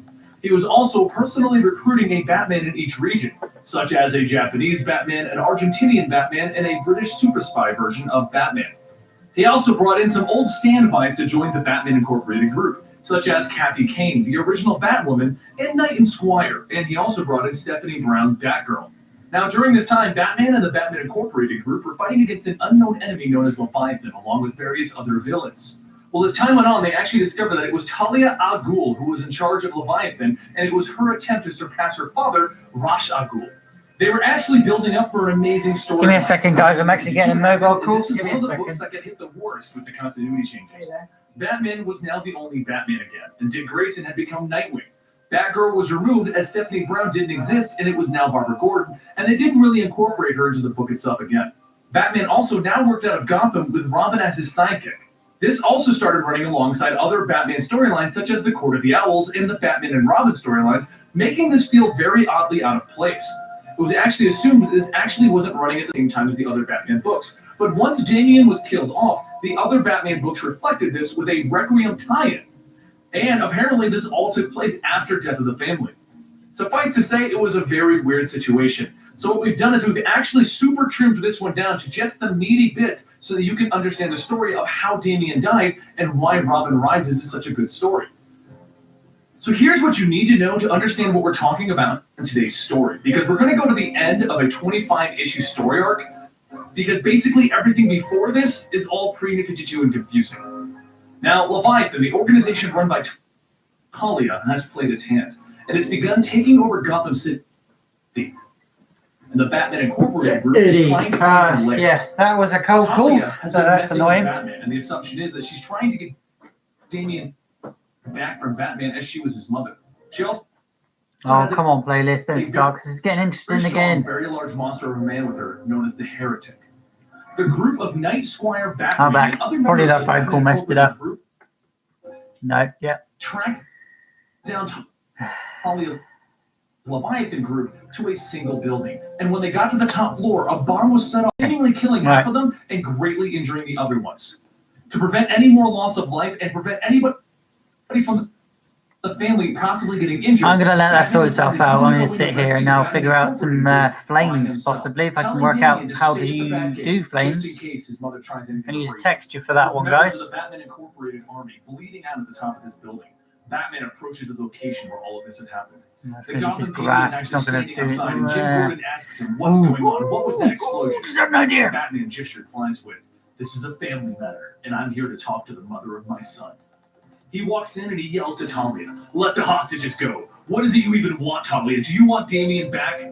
But she just replies, "These aren't hostages. They're your soldiers in this war." And she ignores the question about Damian. Batman climbs the tower in a hurry, dodging her goons, dodging her traps, and dodging the bullets. He plays through all of her games and he figures out what's going on as quickly as he can. And when he gets to the top, he comments that this isn't Talia. This is destructive and vindictive. As Batman climbs higher and higher, he asks her repeatedly to just stop this, let everyone go. But all she wants to know is, did he even love her? Once he gets to the very top, he realizes that Talia isn't in the building. She's automated all of the systems that she's been using against him. And she finally answers the question that he asked when he entered the building. The question of, did she want Damian back? And she replies, she doesn't want him. She wants Batman to choose. Does he want Damian or does he want Gotham? One will live and the other will die. You need to pick one, Batman, right now. And she proves that she's not playing around anymore by having her pet monster, the Heretic, go in and begin attacking the members of the Batman Incorporated group. He can hear them dying behind the walls, right next to where he's standing. And he listens as the Heretic grabs the knight by the neck. And he's going to try and do some flames behind him and see how that looks. Monster. But even with Squire's help, Batman doesn't stand a chance, and the Heretic throws Batman out of a window. Nightwing, Jason Todd, and Robin are all at the bottom floor watching as Batman is falling to his death. When out of the blue, Talia's man-bats pick him up and they fly him away. Nightwing looks shocked as he sees Batman being carried away, and he simply says, now we have a problem. Back in the Batcave, Damian looks to Alfred, and he explains that Batman is wrong. Talia doesn't want Damian to come back as her successor. She has a new successor, the man called the Heretic. It turns out that he was born from lab testing, and he was thrown in to kill the greatest assassins in the world, to train him to be the best killer he could possibly be. He was born and bred from the same genes that Damian was. He is basically an accelerated growth version of Damian Wayne. And he's supposed to take Damian's place as Talia's son and her successor. But things for Gotham are even worse now that Leviathan is attacking and Batman is out of commission.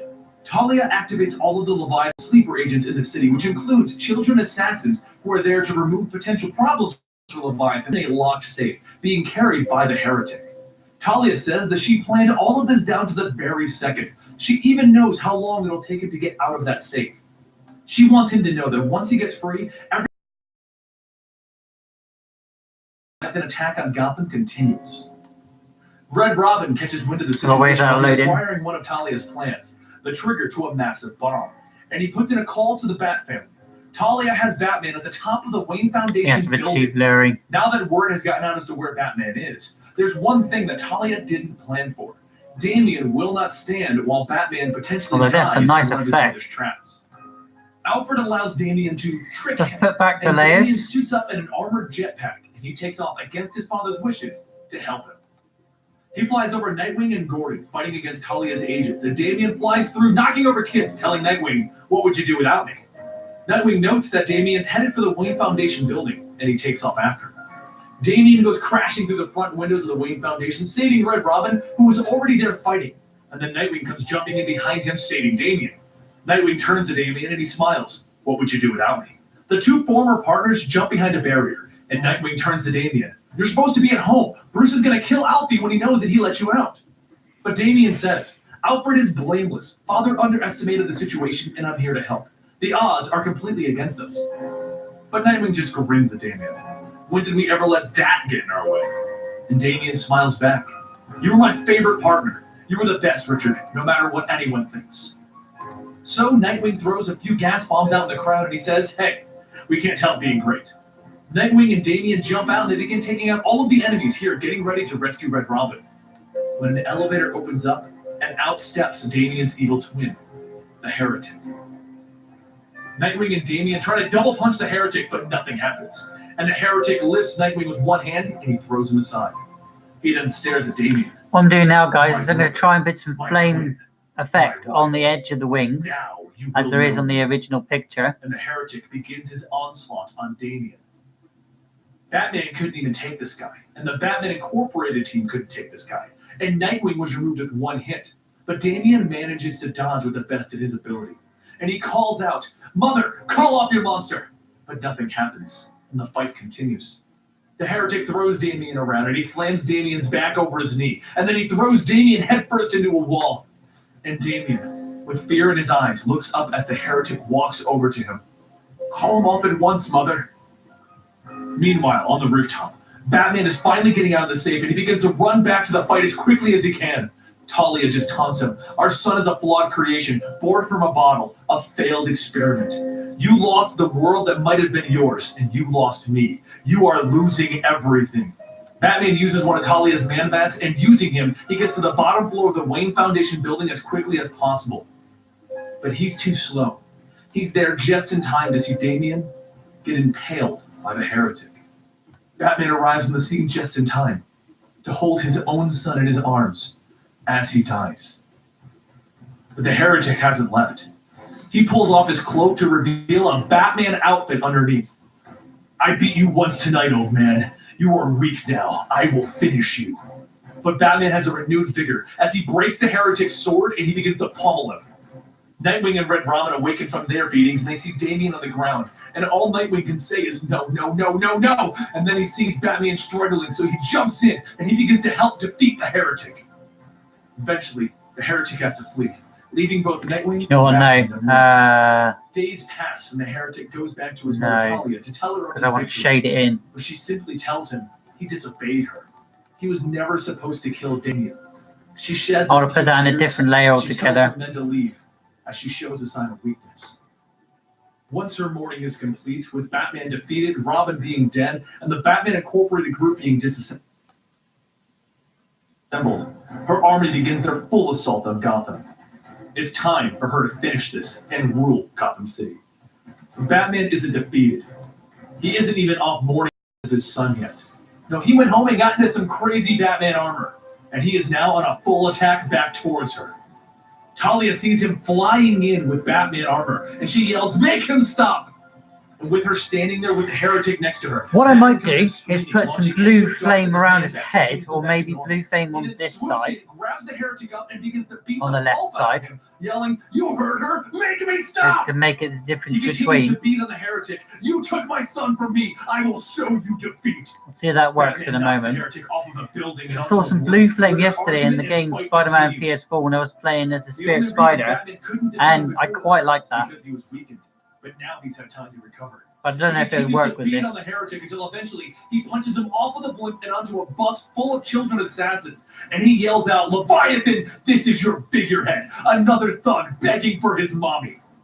Then Nightwing and the New Knight jump in and they finish off the heretic and smash his mask. Batman furiously stands over the heretic and says, look at me in the eyes, you killed my son, my son!" Batman sees the heretic's childlike face, a face very reminiscent of Damien, and he says, "Ew, no." And he lets the heretic run back to Talia crying. But Talia, she's right there next to them, and she cuts off the heretic's head. Talia then decides that she will end this herself. Batman is the only thing standing in her way from taking over Gotham. He has the trigger to her bomb, and she needs that to conquer. She follows Batman back to the Batcave. She takes the fight to Batman on his own home turf. They have an epic sword fight, and Talia wins. She slipped a little poison onto the end of her blade, and she managed to tag Batman with it in their fight. It was so fast that he didn't even realize it happened. He falls to the ground, apologizing to Talia for never loving her like she needed. But just then, Jason Todd. I do apologize for this buffing on the today, guys. I don't know why he keeps doing it. Get back in the antidote, and come on, it gets good and then it buffers. The trigger to the bomb. Turn down the sound, guys, because I can't be bothered to get up. Batman and just looks up and said, "No, Jason.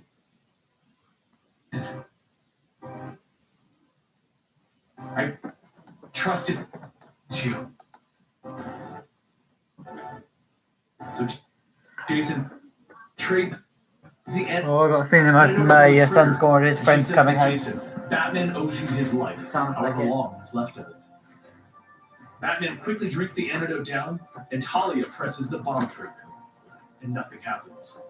Jason just laughs. Yeah. Okay, guys, I've got my son coming here, and he's got his friend here, so it's going to be a bit noisy for a moment or two. So bear with me, guys. We'll continue on. But as you can see, my son is saying, but you'll never have Gotham City. And just then, Talia takes a bullet to the head. Both Jason and Batman stare in shock. to Kathy Kane, the original Batwoman standing there. Long story short, she's been running a counter-spy agency who's been tracking down the lobotomies. So in the end, Batman and Batman Incorporated have stopped the Damian Wayne, the latest Robin, has been killed. But our story doesn't end there, because while Batman was coping with the loss of his son, and even the loss of Talia, someone has stolen their bodies from the Wayne family graveyard. Someone by the name of Ra's al Ghul. Thank you for joining us today, and honestly, I couldn't figure a better way to tell this story without explaining everything within Batman Incorporated. And if you have any more questions about it, please just ask in the comments down below, and I'll try to fill you in as best as I can. But keep in mind, a lot of what happened before this event was pre-New 52, so a lot of the continuity is all kinds of screwed up. Now, if you learned something new or you just enjoyed the story, please give the video a like. And if you want to get more comic book stories and news just like this, go ahead and give us a subscription. We do daily content practically. Also, remember, we do have another channel known as Eligible Monster, where we do gaming variety content, and I would love it if you guys could join us over there. The link to that will be in the description down below, and you can chat with me over at Twitter at Comic Story. I'll see you guys next time right here.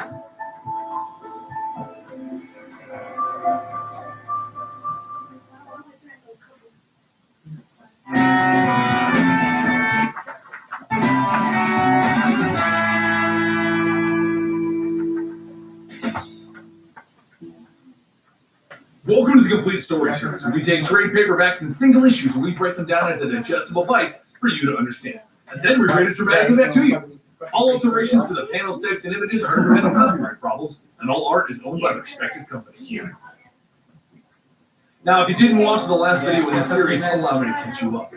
Damian Wayne, Batman's son, has died, and while attempting to grieve, the bodies of Damian and his mother Talia have been taken. Their coffins lifted right out of the ground. Batman has journeyed the world looking for their bodies, and looking for a manner in which he can revive Damian. He refused to accept that there was nothing he could do in a world where superheroes come back to life on a regular basis. After a good number of months, we are now standing in front of Ra's al Ghul, Damian's grandfather. He's about to dunk both Talia and Damian in a special Lazarus pit, one that will wipe their memories out and allow Ra's to tell him anything he wants. He intends to use a special mystical crystal that Talia found on her journeys to power this Lazarus pit. Batman is standing there ready to face off against him with his friend Frankenstein. Ra's plan is to raise both Damian and Talia and have them stand at his side as he defeats the Dark Knight once and for all, forcing him to look on his own son's betrayal. But Batman tells him not to do this. Lazarus fever combined with a memory wipe could potentially just be creating monsters. Frankenstein and Batman go right in trying to stop Ra's, and while Frankenstein distracts the soldiers of the League of Assassins, Batman just grabs Damian's coffin and he runs back to the Batplane, and he waits there for Frankenstein to catch up. Well, it doesn't take long for Ra's to throw Frankenstein at Batman and challenges Batman to end this. So Batman tells Ra's, if he ever shows up to take Damian again, Batman will kill him, and he will ensure Ra's does not come back again. So Ra's begins his fight with Batman, stating, normally I would take this as an empty threat, but today, I believe it. They go toe-to-toe until Batman gets on top of Ra's, and he's about to kill him right there and then, when suddenly a boom tube opens up, revealing Glorious Godfrey. You see, the crystal that Ra's was going to use to revive Talia and Damian, the one whose purpose was unknown to Ra's, is actually a chaos crystal from the planet Apocalypse, the planet where Darkseid lives. And they've come back to collect. Batman and Ra's decide to end their fight to inform Godfrey that the crystal is contained in the coffins of their children, and they will not be letting anybody take those bodies. Godfrey just laughs, as he hoped that this would be a fast trip, but oh well. The fight begins, but this time it's Ra's and Batman teaming up against Glorious Godfrey. The battle is intense, and no matter how hard Batman and Ra's try, they're losing members of their army. Eventually, the parademons say screw this, and they fly in grabbing the coffins up. But Batman and Ra's both jump on their children's coffins, and they get carried into the sky. Batman begins to beat on the parademon holding Damian's coffin, and he stabs him in the eyes to bring it down. And it probably would have worked, but he did it while being over a ravine, so they both fell deep inside, hitting the bottom hard. Once he comes to his senses, he reaches into the coffin and he pulls out the Chaos Crystal that Ra's put in there, and he looks into it. He sees so many things. Younger versions of the League, other versions of the League. He can see into everything and anything, and due to this, he's lost their thoughts. giving Godfrey enough time to arrive and knock him onto the ground. He takes the crystal and he tells Batman, no one can see into the Chaos Crystal except for Honey, Darkseid what you himself." say? They then Coming, decide to coming. take Damian's coffin along Hang on, with him, guys. sends it as a fake residue of the Chaos Crystal, and he takes out a gun and sticks it to Batman's head and tells him, look at the bright side. You get to see glorious Godfrey's merciful face in your last moments. But before he can finish, the Justice League arrives and blasts him off of Batman. Shazam lands and tells Batman, don't worry, I'm here to save you. We got your signal. And Godfrey sees that he's outmatched and he begins to retreat, taking the Chaos Crystal and Damian's coffin with him. At the last second, Batman throws his grappling hook onto the coffin and he's getting pulled into Darkseid with his son's body. But Shazam thinks he's helping and he zips by, cutting Batman free. Batman falls to the ground defeated and Shazam lands next to him and says, hey, I saved Batman's ass twice today. So Batman turns to him and starts punching him in the face. They have Robin's body and you cut my only tether. Cyborg steps in and stops Batman, and everyone tries to convince him to just let this go. This is crazy. Robin's gone, and going to Apocalypse is suicide. But Batman turns back to them and just yells, I am going to Apocalypse, and I am going to bring Robin's body back. But Aquaman actually turns to him and tells him, we're the front line, Batman. We just can't go off-world. The argument isn't done there, though. Batman tells the League that they're delusional if they think that Darkseid isn't planning something, and they need to go stop him. The League knows that this is not to stop Darkseid. This is to recover Robin. And in response to the League arguing with him, Batman shorts out Cyborg's teleporting device and he teleports himself to the Watchtower. Well, the Justice League catches up quickly and they stop Batman, telling him that he's crazy. He just can't walk into Apocalypse. And he asks, why not? There's a little boy who's been gifted the powers by a wizard right there and a woman who is the god of war standing next to me. Why can't I just go get my son's body back? Why can't I find a way to revive him? And the League tells him to think about this. He just needs to think about what he's doing. So Batman leaves, and he returns to the Batcave, and he calls in the entire Bat family. And he explains to them his plan. He explains that he is going to Apocalypse to get his son back, and he's going to get Robin back into the family. At first, the family tells him that he can't do it. He won't come back. And he agrees. The chances of him returning are low, and that's why he's asked them to come here, so that he can let them know that Gotham is in their hands now. After they argue with him a little more, he leaves them. He's going to do this. And he sneaks back into the Watchtower one last time before he goes onto his suicide mission. So he can get his super suit, the Hellbat suit. This suit was made by the entire Justice League to give Batman an edge over enemies as strong as Darkseid, if he were to ever return.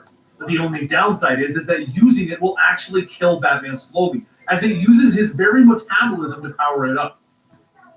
He's only supposed to use it as a last-ditch effort, and if he spends too much time on Apocalypse, he may die there.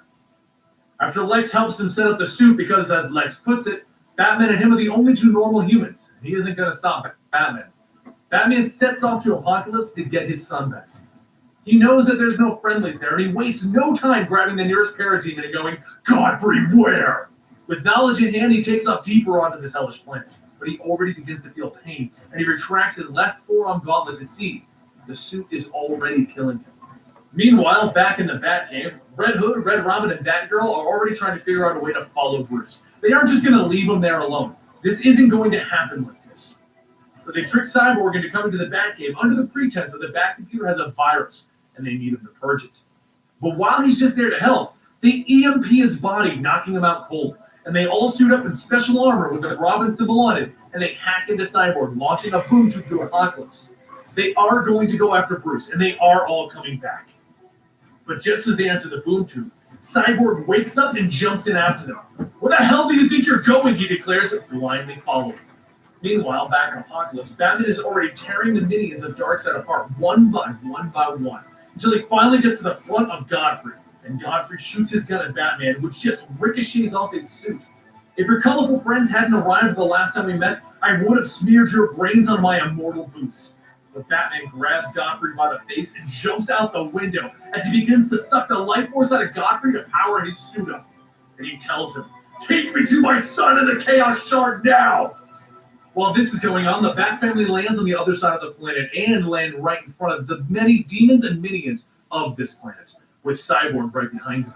Red Robin looks at him. Cyborg, we didn't want you, but Cyborg stops him. Well, I'm here, so let's just skip the finger pointing and save Batman. But right at this moment, both Batman and the Bat family can see where Damian is. because the minions of Darkseid are trying to channel the immense power through the shard in Damien's body in order to destroy entire planets. Turning back from the giant explosion, Batman asks Godfrey again, "Where is my son?" And Godfrey tells him, "Kalibek has him. He has put your son and the shard into a special weapon, a chaos cannon." So Batman smashes Godfrey's face onto the ground. He'll be gloriously unconscious. And as Batman takes off for the sky to go towards the cannon, the suit warns him. Vital signs in flux. Alien bacteria detected. Metabolic consumption rate escalated. Depletion hastened. But he ignores all of that, and he races at lightning speed towards the cannon, flying straight through the various apocalypse ships that are patrolling the planet. But now he's alerted the entire planet to his whereabouts, and he sees an entire army approaching him. And he just turns to them and he says, "Bring it on!" as he lands and he begins to tear through every single one of Darkseid's troops. And they all yell out, "Whoever you are, prepare to be incinerated!" And Batman just looks at them. "You want to know who I am? I'm Batman!" He goes through the wall and he takes out all of the anger and pent-up frustration of a man who has lost his son, of a man who has traveled the entire world looking for an answer, of a man who had to come here to retrieve his son's body. You don't mess with Batman's family. And then Batgirl reaches out. "Batman, enough. We're all here to help you." And he looks at them, relieved. "Had a change of heart, didn't you, Cyborg?" And Cyborg just shrugs it off. Something like that. He turns back to the family. "This has all been a part of my plan. I'm trying to get Darkseid's attention. I need to face off with Darkseid to bring Damien back from the dead." And Red Hood looks around at what appears to be a massive amount of death and destruction, and he goes, "Went a little Red Lantern, didn't you?" But Batman shakes his head. "No, there were no fatalities. I've been studying them all, and we're going to keep doing that." So as they take off with a Chaos Cannon to get Damien back, Batman comments how he likes the new Robin-style uniforms. And Red Hood says, "Thanks, it was my idea." And Batgirl just yells at him, "No, it wasn't!" Batman breaks through the window of the Chaos Cannon and he screams, "Where's my son?"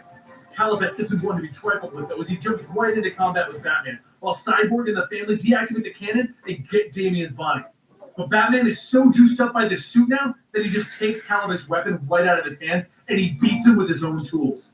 Just in time, because Darkseid has now arrived. Trying to do the same effect with blue, "About guys. time you showed up," Batman says, turning to him. There's only so many tones of blue you can use those. Maybe if I use a darker Darkseid says to him. tone of blue. Batman throws a punch at him, but with one swing, Darkseid destroys half the cannon, forcing Damien's body to fall into a pit and knocking Batman over. Batman takes off to get his hands on the coffin, and he grabs it while yelling for Cyborg to open us a boom tube. "I have one last thing I need to do before we can go home." And just as he takes an upswing and starts to head back in the direction that he needs to go in, Darkseid steps on his head. Darkseid looks at the Chaos Shard in Batman's hands, and he realizes, this is all over a Chaos Shard.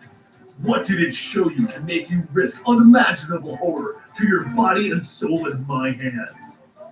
Why do you Earthlings insist on deluding yourselves into thinking you are gods when we already exist? And Batman breaks free of the hold, yelling, "Unimaginable horrors haven't been left to my imagination." But beyond their battle, the boom tube that Cyborg and Batgirl have been working on opens up, allowing a doorway back home. Darkseid looks at Batman and he says, "Your compatriots have left you." And then Batman looks challenging Darkseid. "Then what are you waiting for? Kill me!" And Darkseid launches his Omega beams at Batman. And he blocks it with the Chaos Shard, powering up the Chaos Shard. He then diverts all power from the suit into his chest cannon, blasting the bat signal into Darkseid and the wall behind him, knocking Darkseid over. Batman takes off with a boom tube to join Cyborg and the Bat family, and they all boom tube back to the Batcave. Darkseid sees them leave, and he tells his troops to back off. Let them go. I'll be Sorry, guys. There's not much I can do about that. I think it's because my son's got his computer on. Batman inland and something around Hang on. the Batcave, and with nothing left. Just going to pause that for a minute or two. Just concentrate on what we've got to draw here.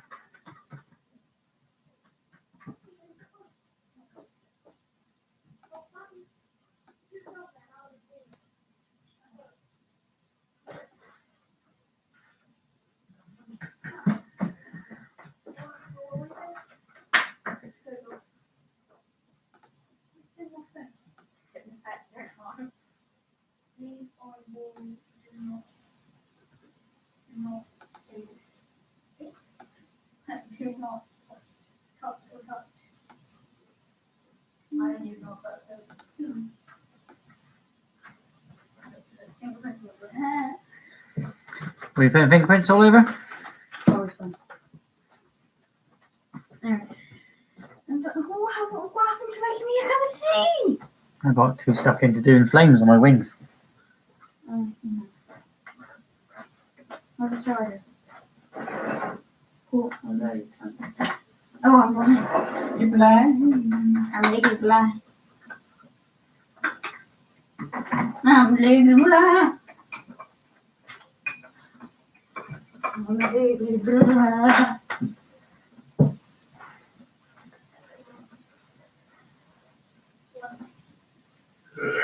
Oh, God.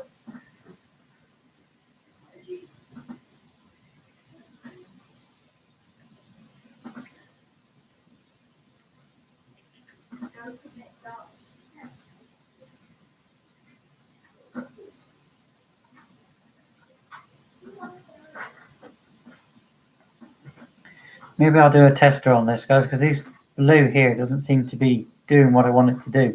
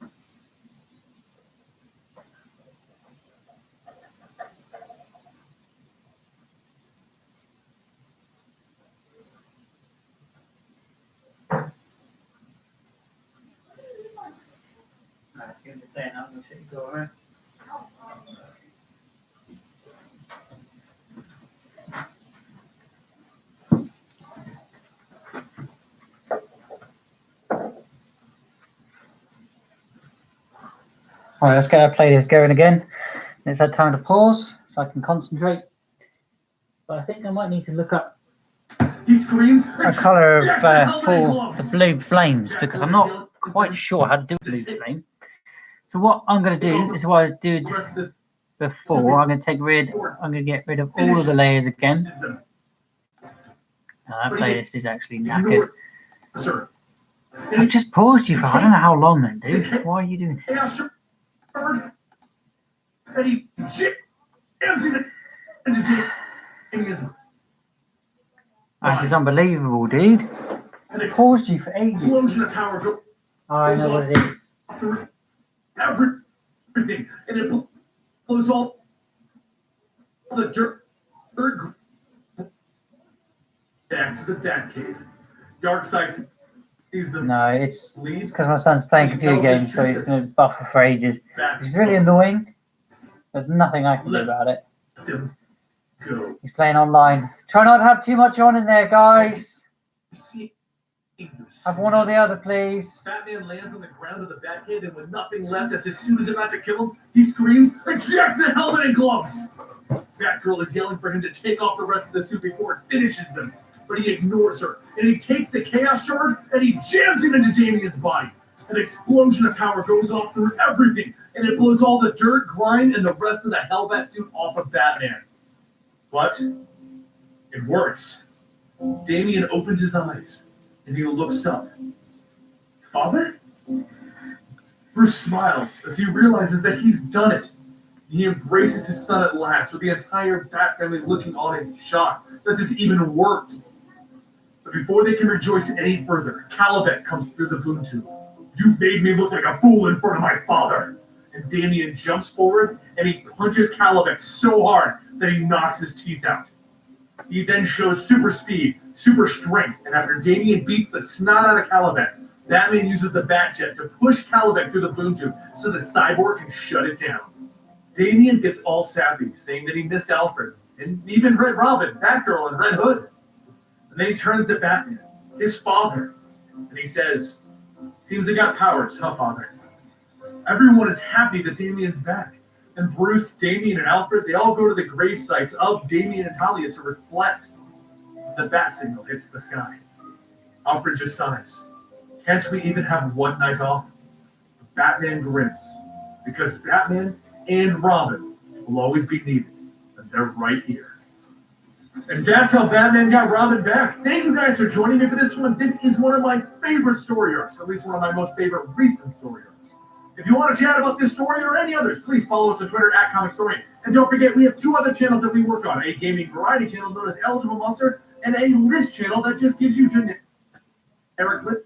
Yeah, all of the extra stuff that we find in our research, known as List Bomb. Those can be found in the description down below, and I will see you guys next time, right here at ComicStorian.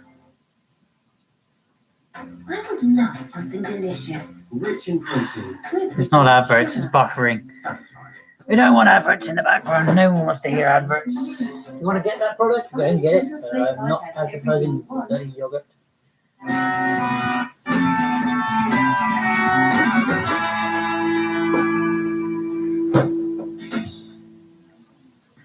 Welcome to the Complete Story Series, where we take trade paperbacks and single issues and we break them down into digestible bites to help you understand.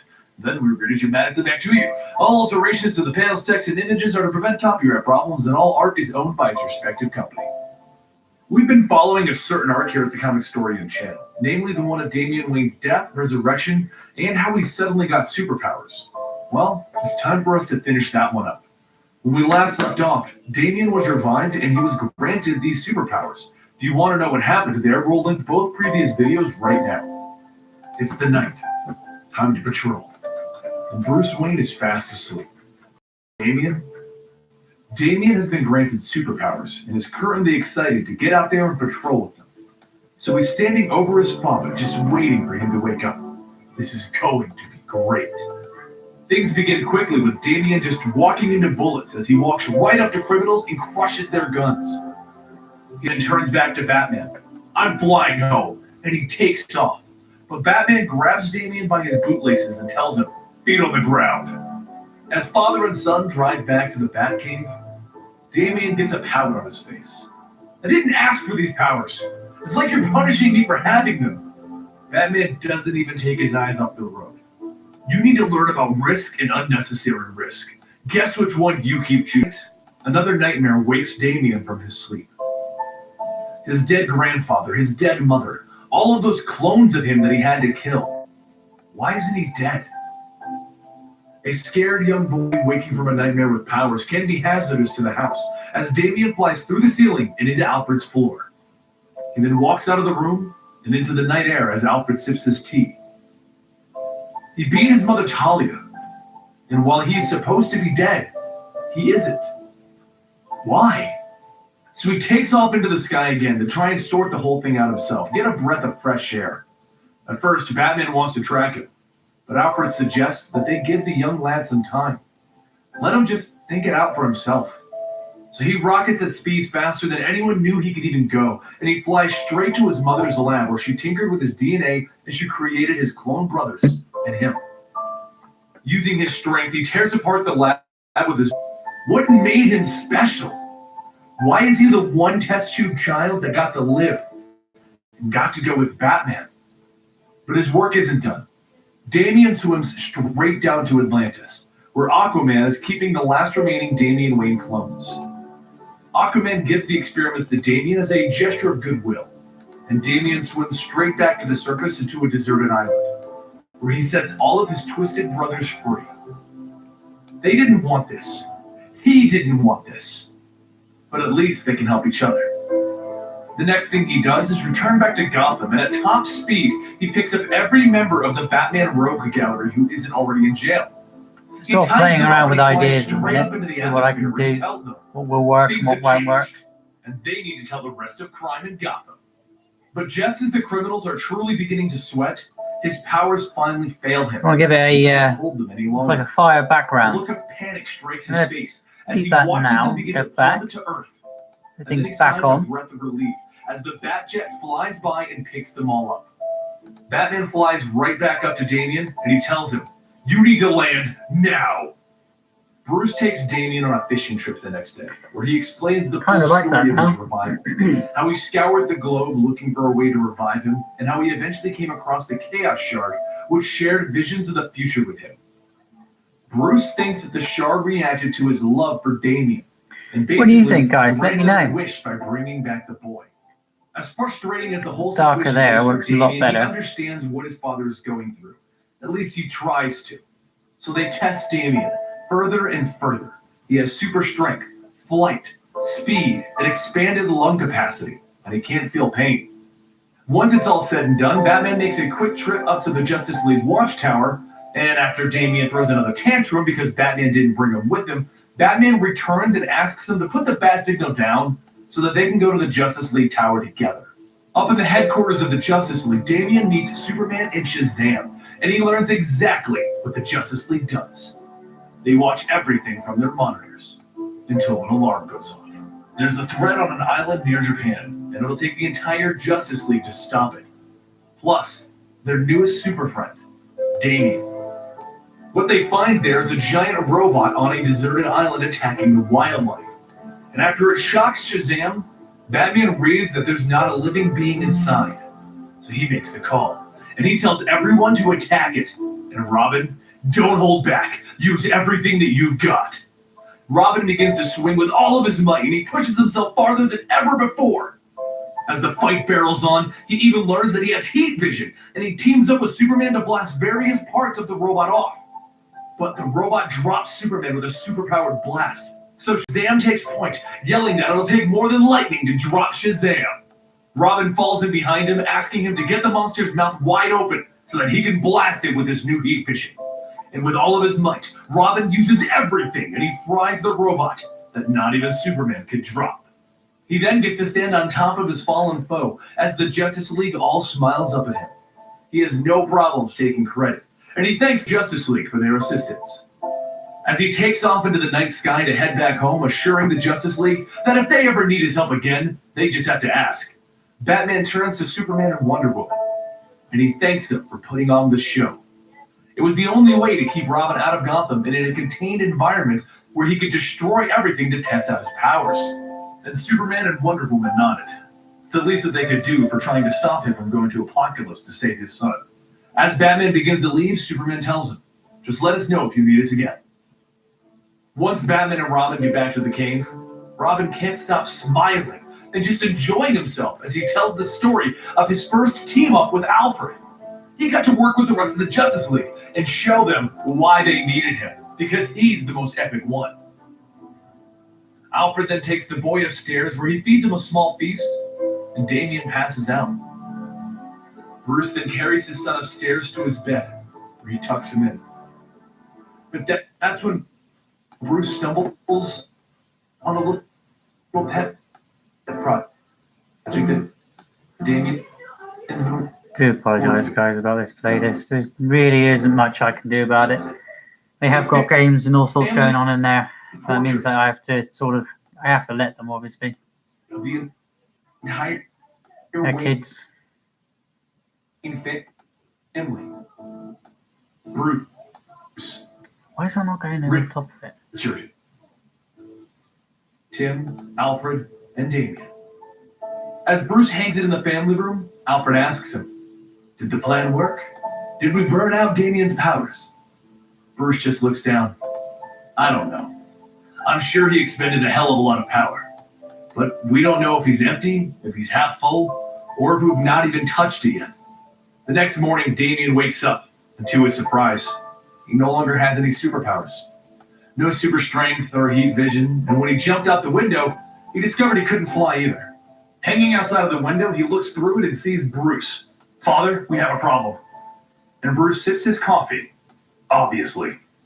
The two of them sit down that evening to discuss the fact that Damian burned up all of his powers in one sitting. And Damian just doesn't understand. Where did they go? Bruce explains that he has no idea himself, honestly. He doesn't even fully know what granted them or where they went. But none of that matters, because it's time for Batman and Robin to head off into the town. As the two of them begin swinging across the city, Damian just asks him, "Father, are you okay?" And Batman just replies, "Of course. Why?"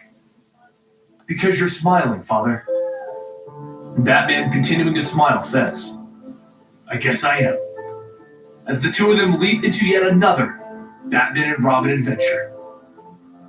Thank you guys for joining us today, and I know that this was kind of an anticlimactic ending to the entire Damian Wayne dying, coming back, and getting superpowers thing. But sadly, it feels to me like they were just trying to line this up with the relaunch of the Damian book, which is going to be happening after Convergence. And I guess they just didn't want him to have powers during it. Don't forget, we have a gaming variety channel and a list-based channel, both of which you can find the links for in the description down below. And you can also find us on Twitter @ComicStorian, and go to our subreddit r/ComicStorian. Thank you guys for joining me, and I will see you guys next time right here at the Comic Storian channel. I am William Shatner. Or if you want to hear anything from the Comic Storian guys while I draw, all you can do is ask, and I will put it on in the background so you guys can hear it, as long as it doesn't buff, obviously. We should be okay with that, and I've got no problems, like again guys, with putting any kind of playlist on for you. There are so many different kinds. There's stuff from Marvel, stuff from from DC, obviously, and there's also a lot more to hear from every kind of superhero. So if you guys want to hear anything like that in the background, what you gotta do, you guys, is ask me in the comments down below, or if you're watching back, you can still leave me a comment at any point. Welcome to the Complete Story Series, where we take trade paperbacks and single issues, and we break them down into digestible bites for you to understand. And then we read To be completely honest with you guys, I think I should start to leave it here and end the picture, because I think I'm pretty much done now. There isn't much more I can do to this, and if I keep going with those blue wings, I'm going to ruin it. I do need to do a little bit more on the book and a little bit more on the cross there, so I'm going to do that now. He just loves to see their smiling faces. Meanwhile, Superman, Supergirl, and Steel are all flying through the air so that they can release some killer whales. So I'm going to do that now and get on with that to finish the stream. But like I said, guys, I'm pretty much done here. And I don't think I'm going to need anything else to be putting on here. But I do like I personally like the idea of two tones of the Angel and Demons. As this side is the Angel, which we've got all the blues, and the Demons, which is the dark flame as the normal flame. I wanted to put some blue flames. Yesterday I saw something on the Spider-Man PS4 game, and I loved it. So I thought to myself, I've got to try and have a little bit to do with that. And the Superman's costume is shot in the chest while performing for the children. Chuck may just be a man, but he doesn't want to alarm anyone, and he quickly tells the children with a smile that he got a little ketchup on his chest. He just needs to wipe it off, if they'll give him a minute. He leaves the room, and he collapses on the floor of the hospital, dead. Clark and Lois head to the hospital to report on a man who was shot that day for wearing a Superman costume. And the moment that Clark realizes that this man was shot instead of himself, he takes off to get help. Batman arrives that night, and right off, he's worried. Normally, Clark at least tells him hello, but tonight it's all business. So the two of them head off to the children's ward of the hospital so that they can investigate the crime scene. As Batman looks around at everything, one of the children walks over to Superman. "I thought you were dead!" And Superman just turns to him. No, I'm fine." The little boy then just holds out his hand. "I saved one of your beanbags." So Superman sits down and he begins to play with the children, asking them what they saw. They told him the story of how Superman was just juggling, and then there was ketchup on his chest, and a bug there. And that's what catches Superman's attention. A bug? Batman takes Superman back to the Batcave, where they go over the entire case. They have somebody with the capability of making mosquito-sized drones that could punch through a tank. This individual appears to be playing games. He's injured Superman's closest friends, and then he shot a completely random civilian for wearing the... I like the blue. I like the blue a lot better than I do like the red. Can't help what we physically affected by it. What do you like? Do you like it, guys? Yes. Batman Yes. returns to Superman. You're dealing with a Joker. A Right, okay, remorseless, let's obsessive, insane leave criminal the flames who's for now, playing a game and we'll you go will back never now. understand.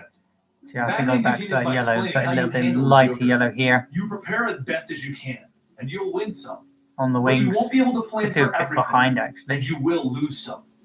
Then eventually, you'll come to terms with what you need to do to him. Superman stops Batman. Did you kill the Joker, Bruce? But Batman just shakes his head. No. And I tell myself I never will. I don't want to become like you, Bruce, Superman tells him. And Batman just replies with, I don't either. But before their talk can continue, an alarm in the Batcave goes off. Security breach, and all of Batman's cameras go offline. Superman, fry the computer, Batman yells to him, but the cameras all come right back on, and Superman tells him, wait, we got our system back. But Batman panics. Those aren't my cameras, Superman! And that's when they hear it, a voice. Of course they aren't. Those are mine. And what I love the most about this world is that panic in your voice, Superman. The Mystery Man then shows 3 new cameras pointing at people in 3 different locations in the world. Lex Luthor, a pop star, and a general who's heading up peace negotiations. Before Superman can even leave the Batcave, all 3 of them are shot. So Superman flies at top speed to Lex Luthor so that he can tear off Lex Luthor's body armor, which is the only thing that saved him. The pop star died, and the general died. But how does Superman know both of them?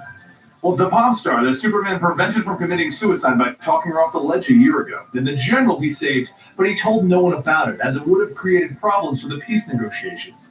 All 3 of these individuals are people that Superman saved, and as the voice tells him, he's going to kill everyone that Superman ever tried to save. But then the voice vanishes, and Batman gets control of his computers back, and everything just goes back to normal. A few days pass, and Batman and Superman are at a loss. The moment Superman saved Lex, the voice stopped, and they haven't heard it since. They continue their research hoping to find this Joker of Superman's, and even get help from Hector Hammond in exchange for a few of Batman's memories. But all of this does is lead them to another alien on the planet, and the only individual that Hector Hammond thinks could have done this. Lobo, whom is currently in Metropolis being chased and winning. Well, he was winning until Superman comes rocketing in and throws Lobo down. Lobo hops back up to his feet and he fires smart shots at Superman, but Superman just looks at them. They aren't that smart, he comments as he redirects them all back at Lobo. Then through the explosions, he grabs Lobo by the shirt. Why'd you do it? He asks Lobo. And Lobo just replies with, I shot at you in self-defense! You punched me first! So after Superman clarifies what he's talking about, Lobo just replies with, that wasn't me! And Superman just yells, don't lie to me! But Batman stops them. Superman, those shots he fired at you were almost hard enough to go through anything, but they're made from brown dwarf fragments and they would have left a lot of residue. Realizing that Lobo isn't the man that they're looking for, Superman tells him to get off of this planet. And Lobo just says, make me. So Superman throws him into space and then rockets up there to make sure that Lobo is away from the planet. And while in space, the voice returns. Busy, busy, busy. But you aren't any closer to finding me, are you? While Superman takes off at light speed around the globe multiple times trying to find whoever is talking, Batman is having his own conversation. We have every one of Superman's friends covered, but this villain is still on the loose. We aren't any closer to finding him. He then turns to Lois Lane, who is standing behind him. Miss Lane, I have a new plan that needs some bait. Superman and Supergirl end up arguing about using the Fortress of Solitude, which keeps Superman busy long enough for Batman to enact his plan. Batman calls up Superman. I have a plan. We're going to use Lois as bait, but I'll have trackers established so I can track whoever fires the bullet. But Superman quickly puts it all together. The killer is listening, and Batman knows that. He has left Superman only one course of action, attempt to try and catch the bullet from hitting Lois. So, he and Supergirl take off at max speed to Lois and Batman, but the bullet is also on its way there right now. Lois looks at Batman. I'm terrified, but I would have kicked your ass if you didn't include me. And just then, the bullet comes rocketing in, and Superman arrives to catch it, but it moves out of his way. So Supergirl reaches in to catch it, but it moves again, getting out of her way, and it hits Batman square in the chest. Everyone panics as Batman falls off the cliff with a trail of green smoke coming off of his chest, and Superman takes off to catch him, and he asks, this was your plan all along? But Batman gasps as he says, It was the only way to get him to strike. So how were you going to protect Lois? Superman asks as he floats Batman back to the cliff. That was always your job, Clark. They land on the cliff and Batman tells Superman to look for the bullet because it didn't go through his armor. And Superman pulls it out of Batman's chest. And in shock, he realizes that this isn't a bullet. It's a Kandorian from the shrunken bottle city of Kandor.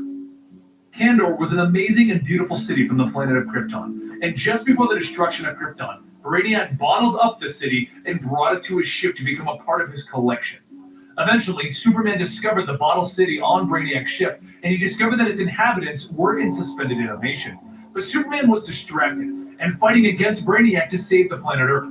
While this was going on, the location that Superman moved the bottle to, the Fortress of Solitude, was turned into dust and the city went missing. Well, as it turns out, our mysterious villain is the one who took Kandor from the fortress, and he then awoke the inhabitants of Kandor, exposing them to the yellow sun, and he sent them off to destroy everything Superman ever cared about. Batman's trackers traced the city's location to Iceland, where Superman, Supergirl, Batman, Lois Lane, and Ray Palmer, the Atom, all head to. The plan is to get into Kandor and find out why they want to kill Superman, and who is giving the orders. Batman, Superman, and Supergirl all agree to go inside to find Supergirl's old friend Tally. If they can find one friend inside, they might stand a chance, because inside is an entire army of Kandorians. Lois then insists that she wants to go with them, but Superman tells her you can't. And she asks, why not? Batman's going. But Superman just replies with, well, yeah, he's Batman. The three of them go inside the little bottled city, and very quickly, Superman and Supergirl can feel their powers fading. This bottle recreates the environment of Krypton, and on Krypton, Kryptonians don't have their powers. While looking around the inside of this entire city, they see various Kandorian soldiers all marching to a synchronized heartbeat. And Superman quickly realizes somebody is controlling each and every one of the Kandorians. Everyone in the city is a victim to this crazy killer. While running around, Superman stumbles onto a device that calls to the House of El. And it appears to be a device that was keeping the House of El records. And then informs Superman that his mother's sister and his mother's mother are both here in Kandor. Something that he didn't know this whole time. Taken back by this news, he then asks the robot, where are they now? And it informs him it does not know. But it can tell him what they were told when they were awoken from their eternal slumber. Everything began with Jor-El, Krypton's greatest genius and greatest villain. Jor-El framed the greatest scientist, Dr. Zadu, and he exiled him to the Phantom Zone. Then Jor-El tampered with the natural order of things, bottling up Kandor and removing it from the planet, while simultaneously blowing up the entire planet of Krypton. Jor-El's son Kal-El then took the bottled city and it kept him imprisoned in a land of giants, while suspended in living death in the central tower. Now Kandor must stand against the House of El and kill every last knight of Jor-El. Superman is taken back by this news and he stands there shocked. That's all lies! My father was a hero. He tried to warn Krypton, and Brainiac stole Kandor, not me. But he was so loud over his refusal of this that the Kandorian soldiers overheard, and they simply ask, wait, you're Kal-El? They quickly throw a bomb at Batman, and Superman catches it with his bare hands. It does hurt him slightly, though, as his powers are beginning to fade further. He then turns to Supergirl. We're going to the tower to stop this. Batman will save our family, but we need to stop the rest of the Kandorians from being brainwashed, because there are 7 billion unprotected humans out there, and if this city goes free, nothing can stop them.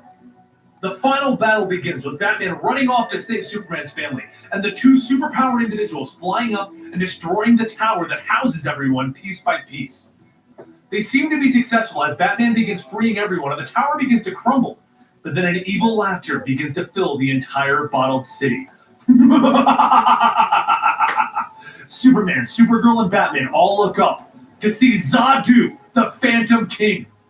After getting loose during the Superman Doom saga, this is the plan that he's been setting up to take down the Son of El the entire time. But he didn't show up alone.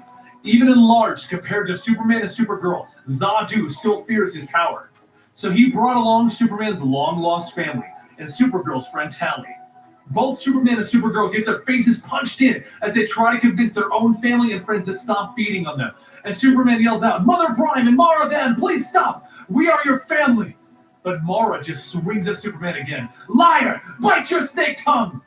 And as Superman lets himself be beat on by his own grandmother, which leaves her questioning why he would just stand there taking the beating, Batman shows up and explains, he won't hurt you because he won't hurt his family.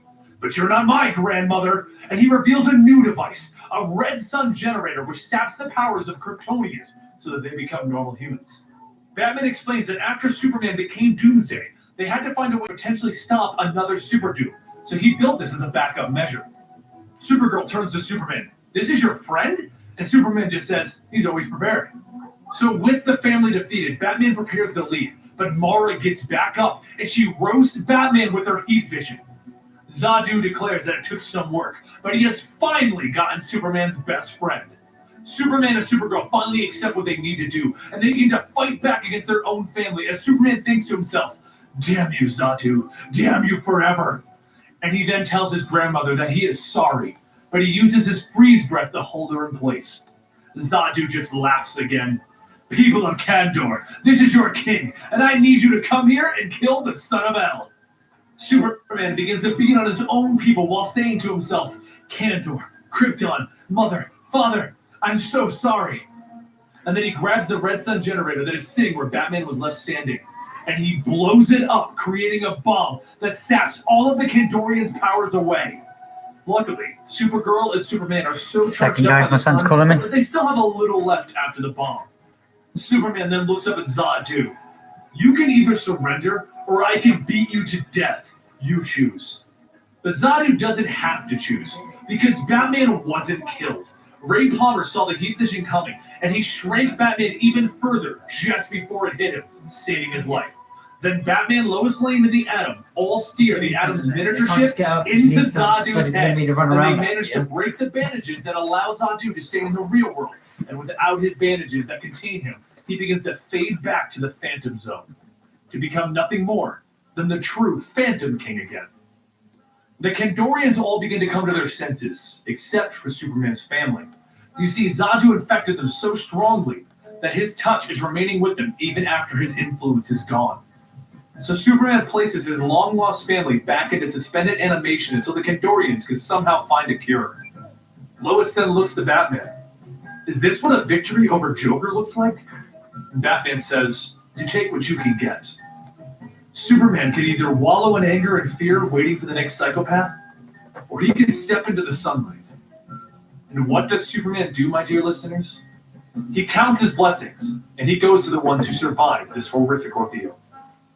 And that is the story of Batman Superman, the Nemesis Objective. I hope you guys enjoyed this, and I do highly recommend picking up these books yourself. Now, don't forget, we have a gaming variety channel known as Eligible Monster, where we pretty much cover every video game in existence with complete stories, lists about the coolest things in games, Easter eggs you didn't know about, and just us playing games in general. Please go check out that channel. The link is in the description down below. Also, don't forget about our Twitter @ComicStorian and our subreddit r/ComicStorian. I'll see you guys next time right here.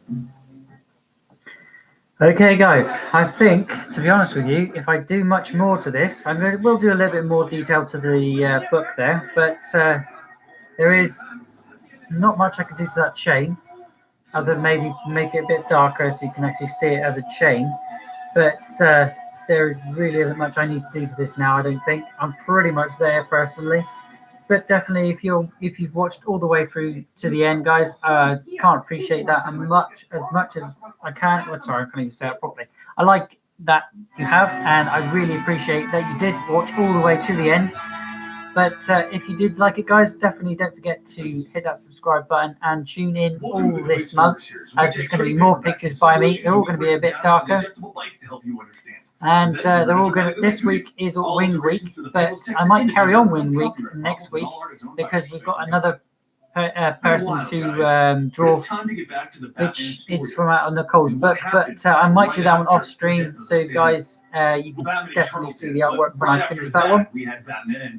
But like I said, I'm pretty much done on this picture, and I'm going to be putting this over on my Instagram, guys. Again, my name is Lut084, P-L-U-T 084 Art and Games. Here every day on YouTube, occasionally on Mixer, but every day and night over on Instagram.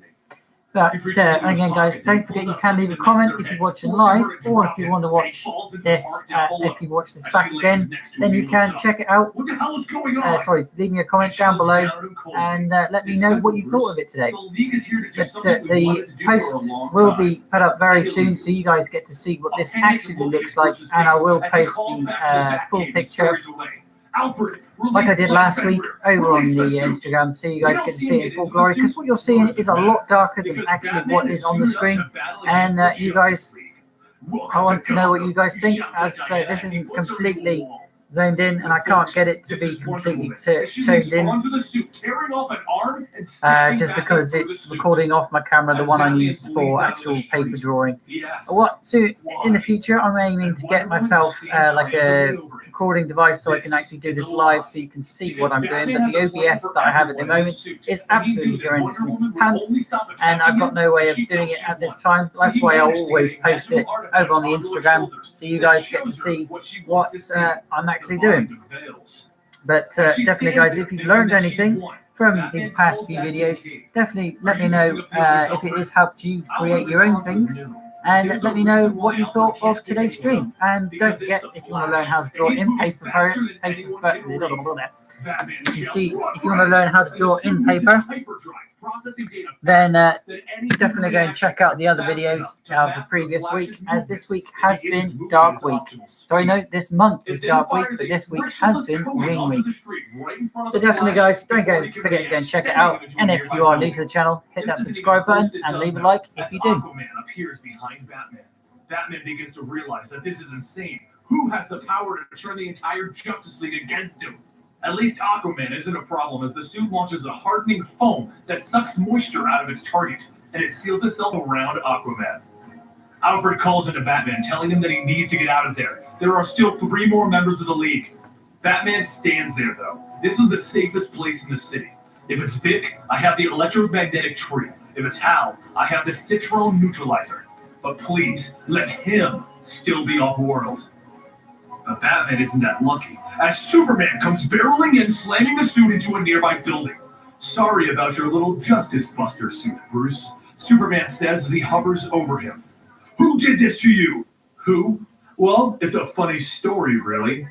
No, not him, not the Joker. Oh yes, and no one's going to save you this time. As he drops half a building on Batman. But Batman gets up and he takes a swing across Superman's jaw with the power of microscopic red suns collected from dead solar systems. Superman just laughs, and he throws Batman into the street. Who wins a fight, Bruce? Batman or Superman? And he launches in with his heat vision, only to have Batman deflected off the suit with plasma shields. So Superman fires his heat vision into the building behind Batman, bringing it down on him. He then grabs the suit and he takes off for the sky, saying, up and away! In the sky, Superman begins to tear the pieces of the suit off of Bruce. Where are you, Bruce? Eventually, there is no Justice Buster suit, and only Batman remains. So Superman holds his face close to Batman's. He says, beg. So Batman spits a radioactive Kryptonian dust into Superman's eyes, kryptonite gum as Alfred calls it, and Superman is knocked out. Both men fall into Gotham Harbor, and Batman answers the question. Who would win, Batman or Superman? Neither of us. With the whole ordeal officially behind him, Batman gets back to the Batcave, and he places an antidote for the standard Joker venom into the bloodstream of each Justice League member. This whole plan is the Joker's doing. Because of it, the Justice League is currently removed from the fight for the next week. Batman then tries to figure out exactly what the Joker was trying to say by sending his old friends against him. The Joker always saw himself as a friend to Batman, challenging him, improving him. But this is turning his friends into enemies, and the Joker might be done playing games. Batman's first stop is the collapsed Arkham Asylum. It fell during the horrific week that was Batman Eternal, and he walks around the wreckage looking to glean any clues that he can find. Oddly, there is one man in the building with Batman, Eric Border, one of the newest members of the Arkham Asylum staff. He asks Batman if he needs any help, if he's okay. And Batman just shrugs it off. I'm fine, Mr. Border. You should be at Arkham Manor with the rest of the staff taking care of the inmates. Eric just follows behind Batman. I wanted to help the inmates of Arkham. I wanted to help the city. I wanted to help you most of all. But then I saw that there wasn't any helping you. Because you don't see a helping hand. Even if it's right in front of your face. And he shuts Batman into one of the cells as he was investigating. Batman turns around as the door shuts. What did you say? Eric, did he get to you? And Eric begins to wipe away the makeup. He ruffles up his hair.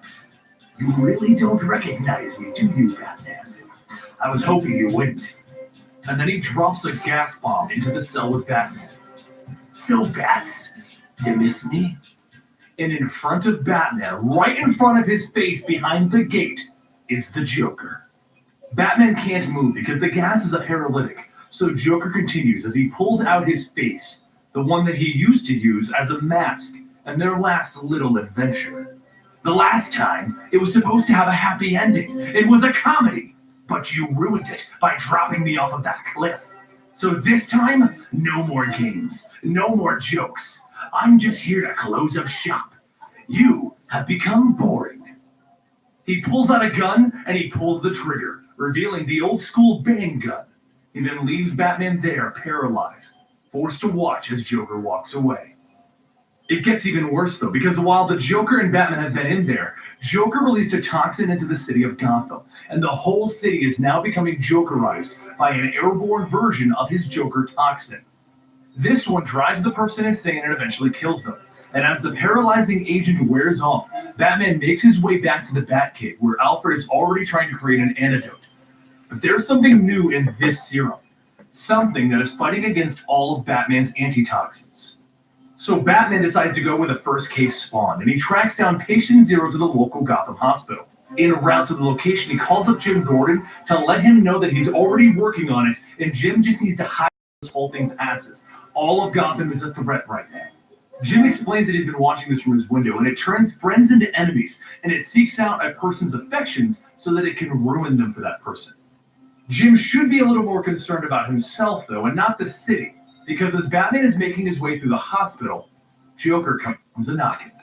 Or more accurately, Joker has been in Gordon's house all along. He comes crawling out from underneath his bed, laughing in a way that only the Joker could.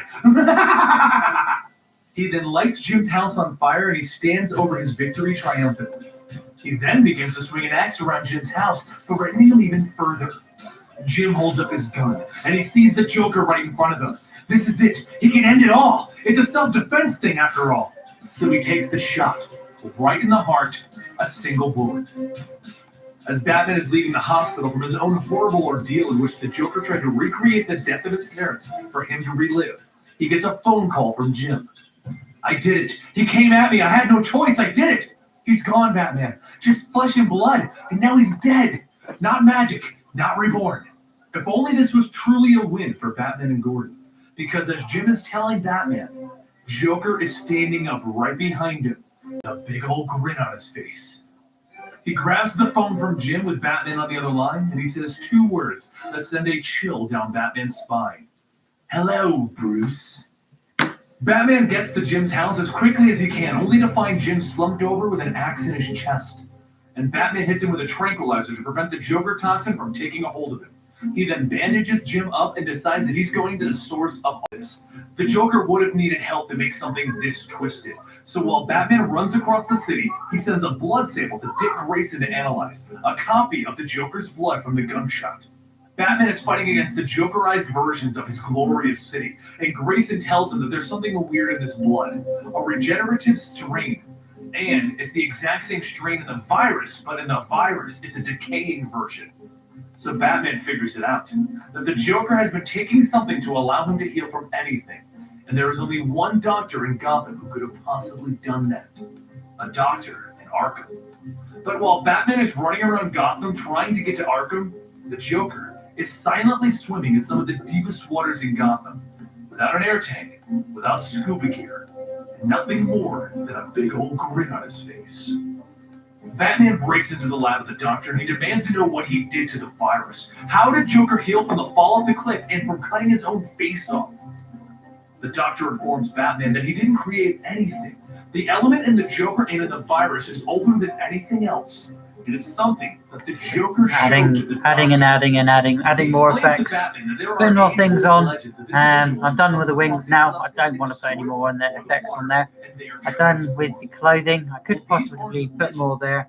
I'm just sort of adding the little details, extra little, tiny little finishing touches. That, like the chain and the book now, and I think we're pretty much done. He's still among us. And there's a man who calls himself a demon that keeps pools of this liquid around the world. It's a corrupted version, but it's still very effective. Then there's him, the pale man who laughs at us and has been there ever since Gotham rose. Batman throws the doctor out of the window, but he holds on to him.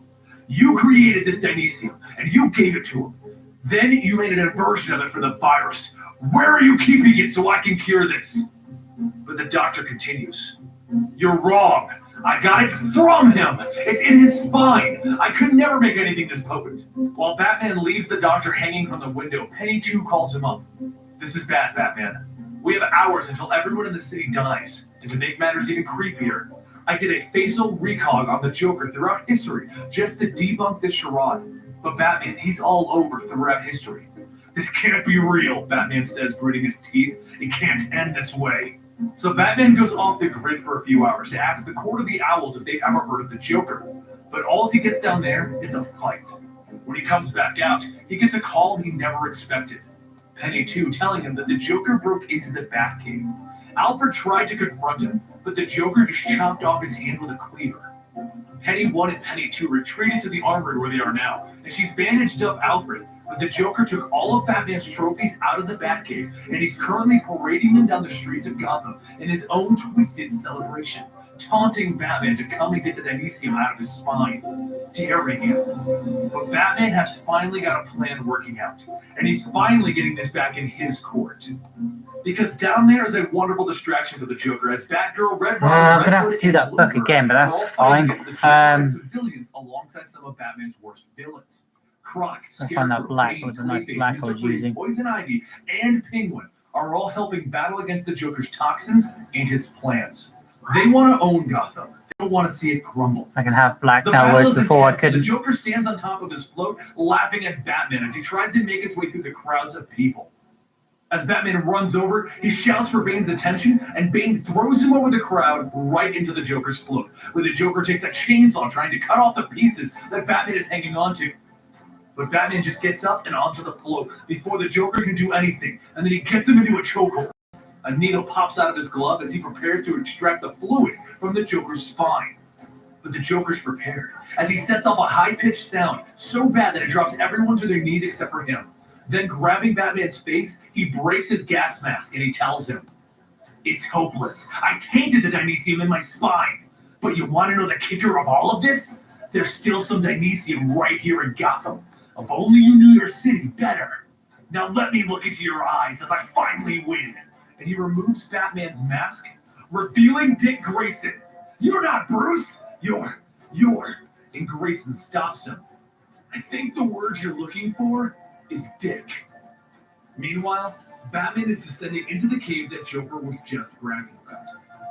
He walks forward and he finds a big green glowing pool of dynesium. Penny 2, I found it. Joker must have found this pool after I dropped him off of the cliff. It must have healed his face, his broken bones, and everything about him. Isn't there a chance that he's just been around forever, though? Penny 2 asks. No, I don't need to do anything. What am I doing? Batman sends up to her. It's the stuff that can cure the Joker toxin. Great Britain, ever elegant in winter. Wait, spring. Suddenly, explosions go off throughout the entire cave, and Batman calls up, "Penny 2, listen to me. No matter what happens, you need to." And before he can stop, the Joker stabs him in the back. Penny 2 calls back down, "I'm pulling you up, Bruce." But Batman unclips his belt. "I'm staying here, Penny 2. They'll just follow me up. Now get that cure out of here." "That's the spirit," Joker tells him as he digs 2 knives into Batman's back. "I know what you're thinking, Brucey. Was I always this fast? Did I train? Did the dynesium make me faster? Or was I hiding my true skill from you?" And in response to that, Batman tackles the Joker and the 2 men begin to roll down a cliffside. At the bottom, they hit each other so hard that they draw blood in single swings. There's no holding back now. It's just Batman and the Joker at the bottom of one of the deepest pits in Gotham. The Joker cracks a joke about how this is going to leave a mark. If only he didn't heal. But Batman smirks. Oh, it'll leave a mark. I laced the Batarang with an immune response blocker. If you have been taking the Dynesium that's here in this pool in its weaker form, then it'll prevent it from healing. But if you are who you say you are, and the Dynesium in your spine is pure, then it'll heal. So all that's left for you to do is show me your cards, Joker. And the Joker turns back to Batman, throwing razor-sharp playing cards at him, lodging one right into his eye socket. But Batman ignores the pain as he leaps onto the Joker, biting off his ear and taking a few more clean shots at his head. Then both men collapse to the ground in pools of blood. The Joker pulls himself over to Batman, and with a knife ready to plunge into his face. I'm the one who laughs, get it? I've always been there laughing at you, at all of you, at the great joke that you think your lives have meaning, that any of it matters. But then you showed up, and you gave my meaningless a meaning. That's the funny part. I could have made you forever, just like you always wanted. My blood could have saved you. We could have had a happy ending. It could have been hilarious. But Batman tells the Joker, it's not over. And he maneuvers the Joker in the way of a falling rock, breaking the Joker's back. Both men lay there, unable to move, until the Joker begins to drag his broken body to the Dynesium pool. What did you do to my back? I need the Dynesium.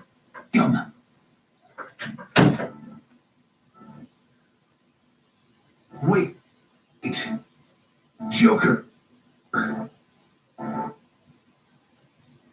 Batman tells him as he climbs up. He must be having the computer on again. His back, and he holds him still. I need to tell you something. I need to tell you that I finally believe you. I see it right here, right now. You are the Pale Man. I'll be dead in minutes from these injuries. So won't you stay with me? Just for a bit. Stay with me and forgive me. Forgive me for being so blind. But the Joker looks around panicked. Just please, let me go! This whole place is coming down! Just forgive me, Joker.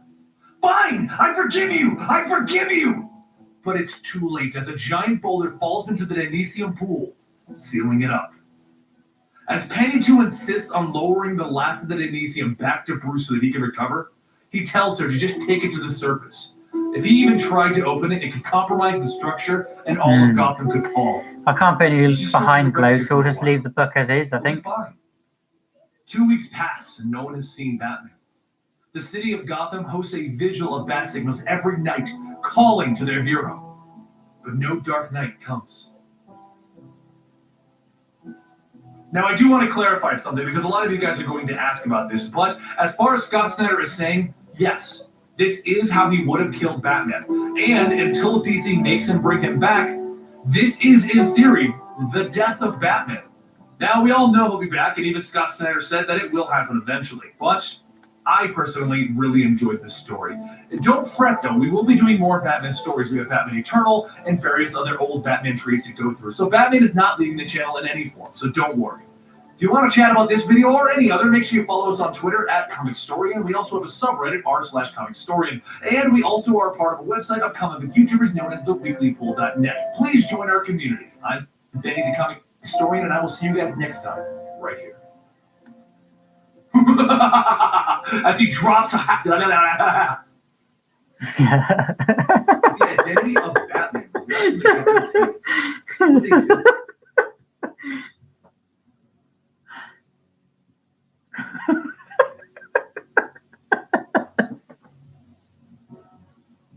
Welcome to Origins, where we go over the origins of your favorite superheroes and villains. Today, this video will contain spoilers for the ending of Batman Endgame in issue number 40. This is your warning, but while you're debating if you want to watch this video, why don't you head on over to CTV, our new television movie-oriented channel, and join us. It's launching slow, but by the fall, it'll be jam-packed with episode reviews and lore from your favorite shows and movies. Let's go ahead and begin. Batman vanished at the end of Endgame. Did he die, or is he just healing up?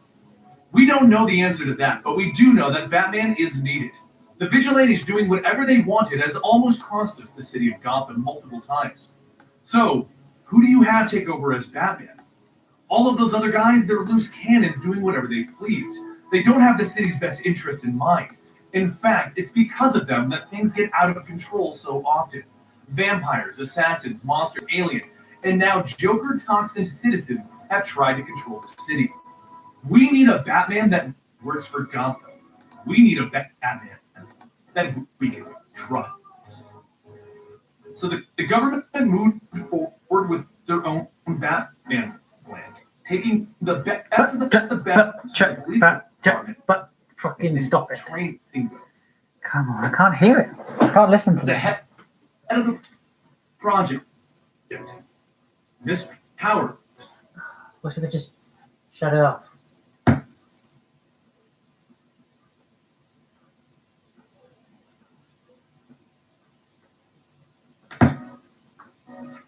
Has other ideas. She invited Jim Gordon to the Batman training, the best in the police department, and training them. But the head of the project, Miss Powers, has other ideas.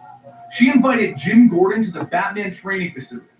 Jim Gordon was a Marine. He knows Gotham. He knows what this city needs. It doesn't matter how old he is. He'll be behind a mask at all times. But Jim tells her he can't do it. This is insane. So he takes to the rooftop of the police station that night where he talks to his friend Harvey Bullock. Jim tells Harvey about how they asked him to become Batman. Harvey is in shock. You can't become Batman, Jim. You're police. Trench coat wearing police. And that is a 10-foot tall trench coat. Plus, you smoke. Batman doesn't smoke. But Jim has already considered all of this. You ever wondered if Batman would be more effective working within the law, Harvey? What if Batman could show people that the system worked? Just then, one of the Batman candidates walks onto the roof. He came up to face chat with his newborn son. Both Jim and Harvey look at the young man, and then they look at each other. Harvey takes Jim's cigarette. Give me that. And you know you're going to need to get LASIK surgery for your eyes, right? They both knew what Jim was about to agree to. The next few months go by quickly, and they show him the new robotic bat suit made out of nanocarbon, and they train him to peak fighting condition. That's it. That's all it took.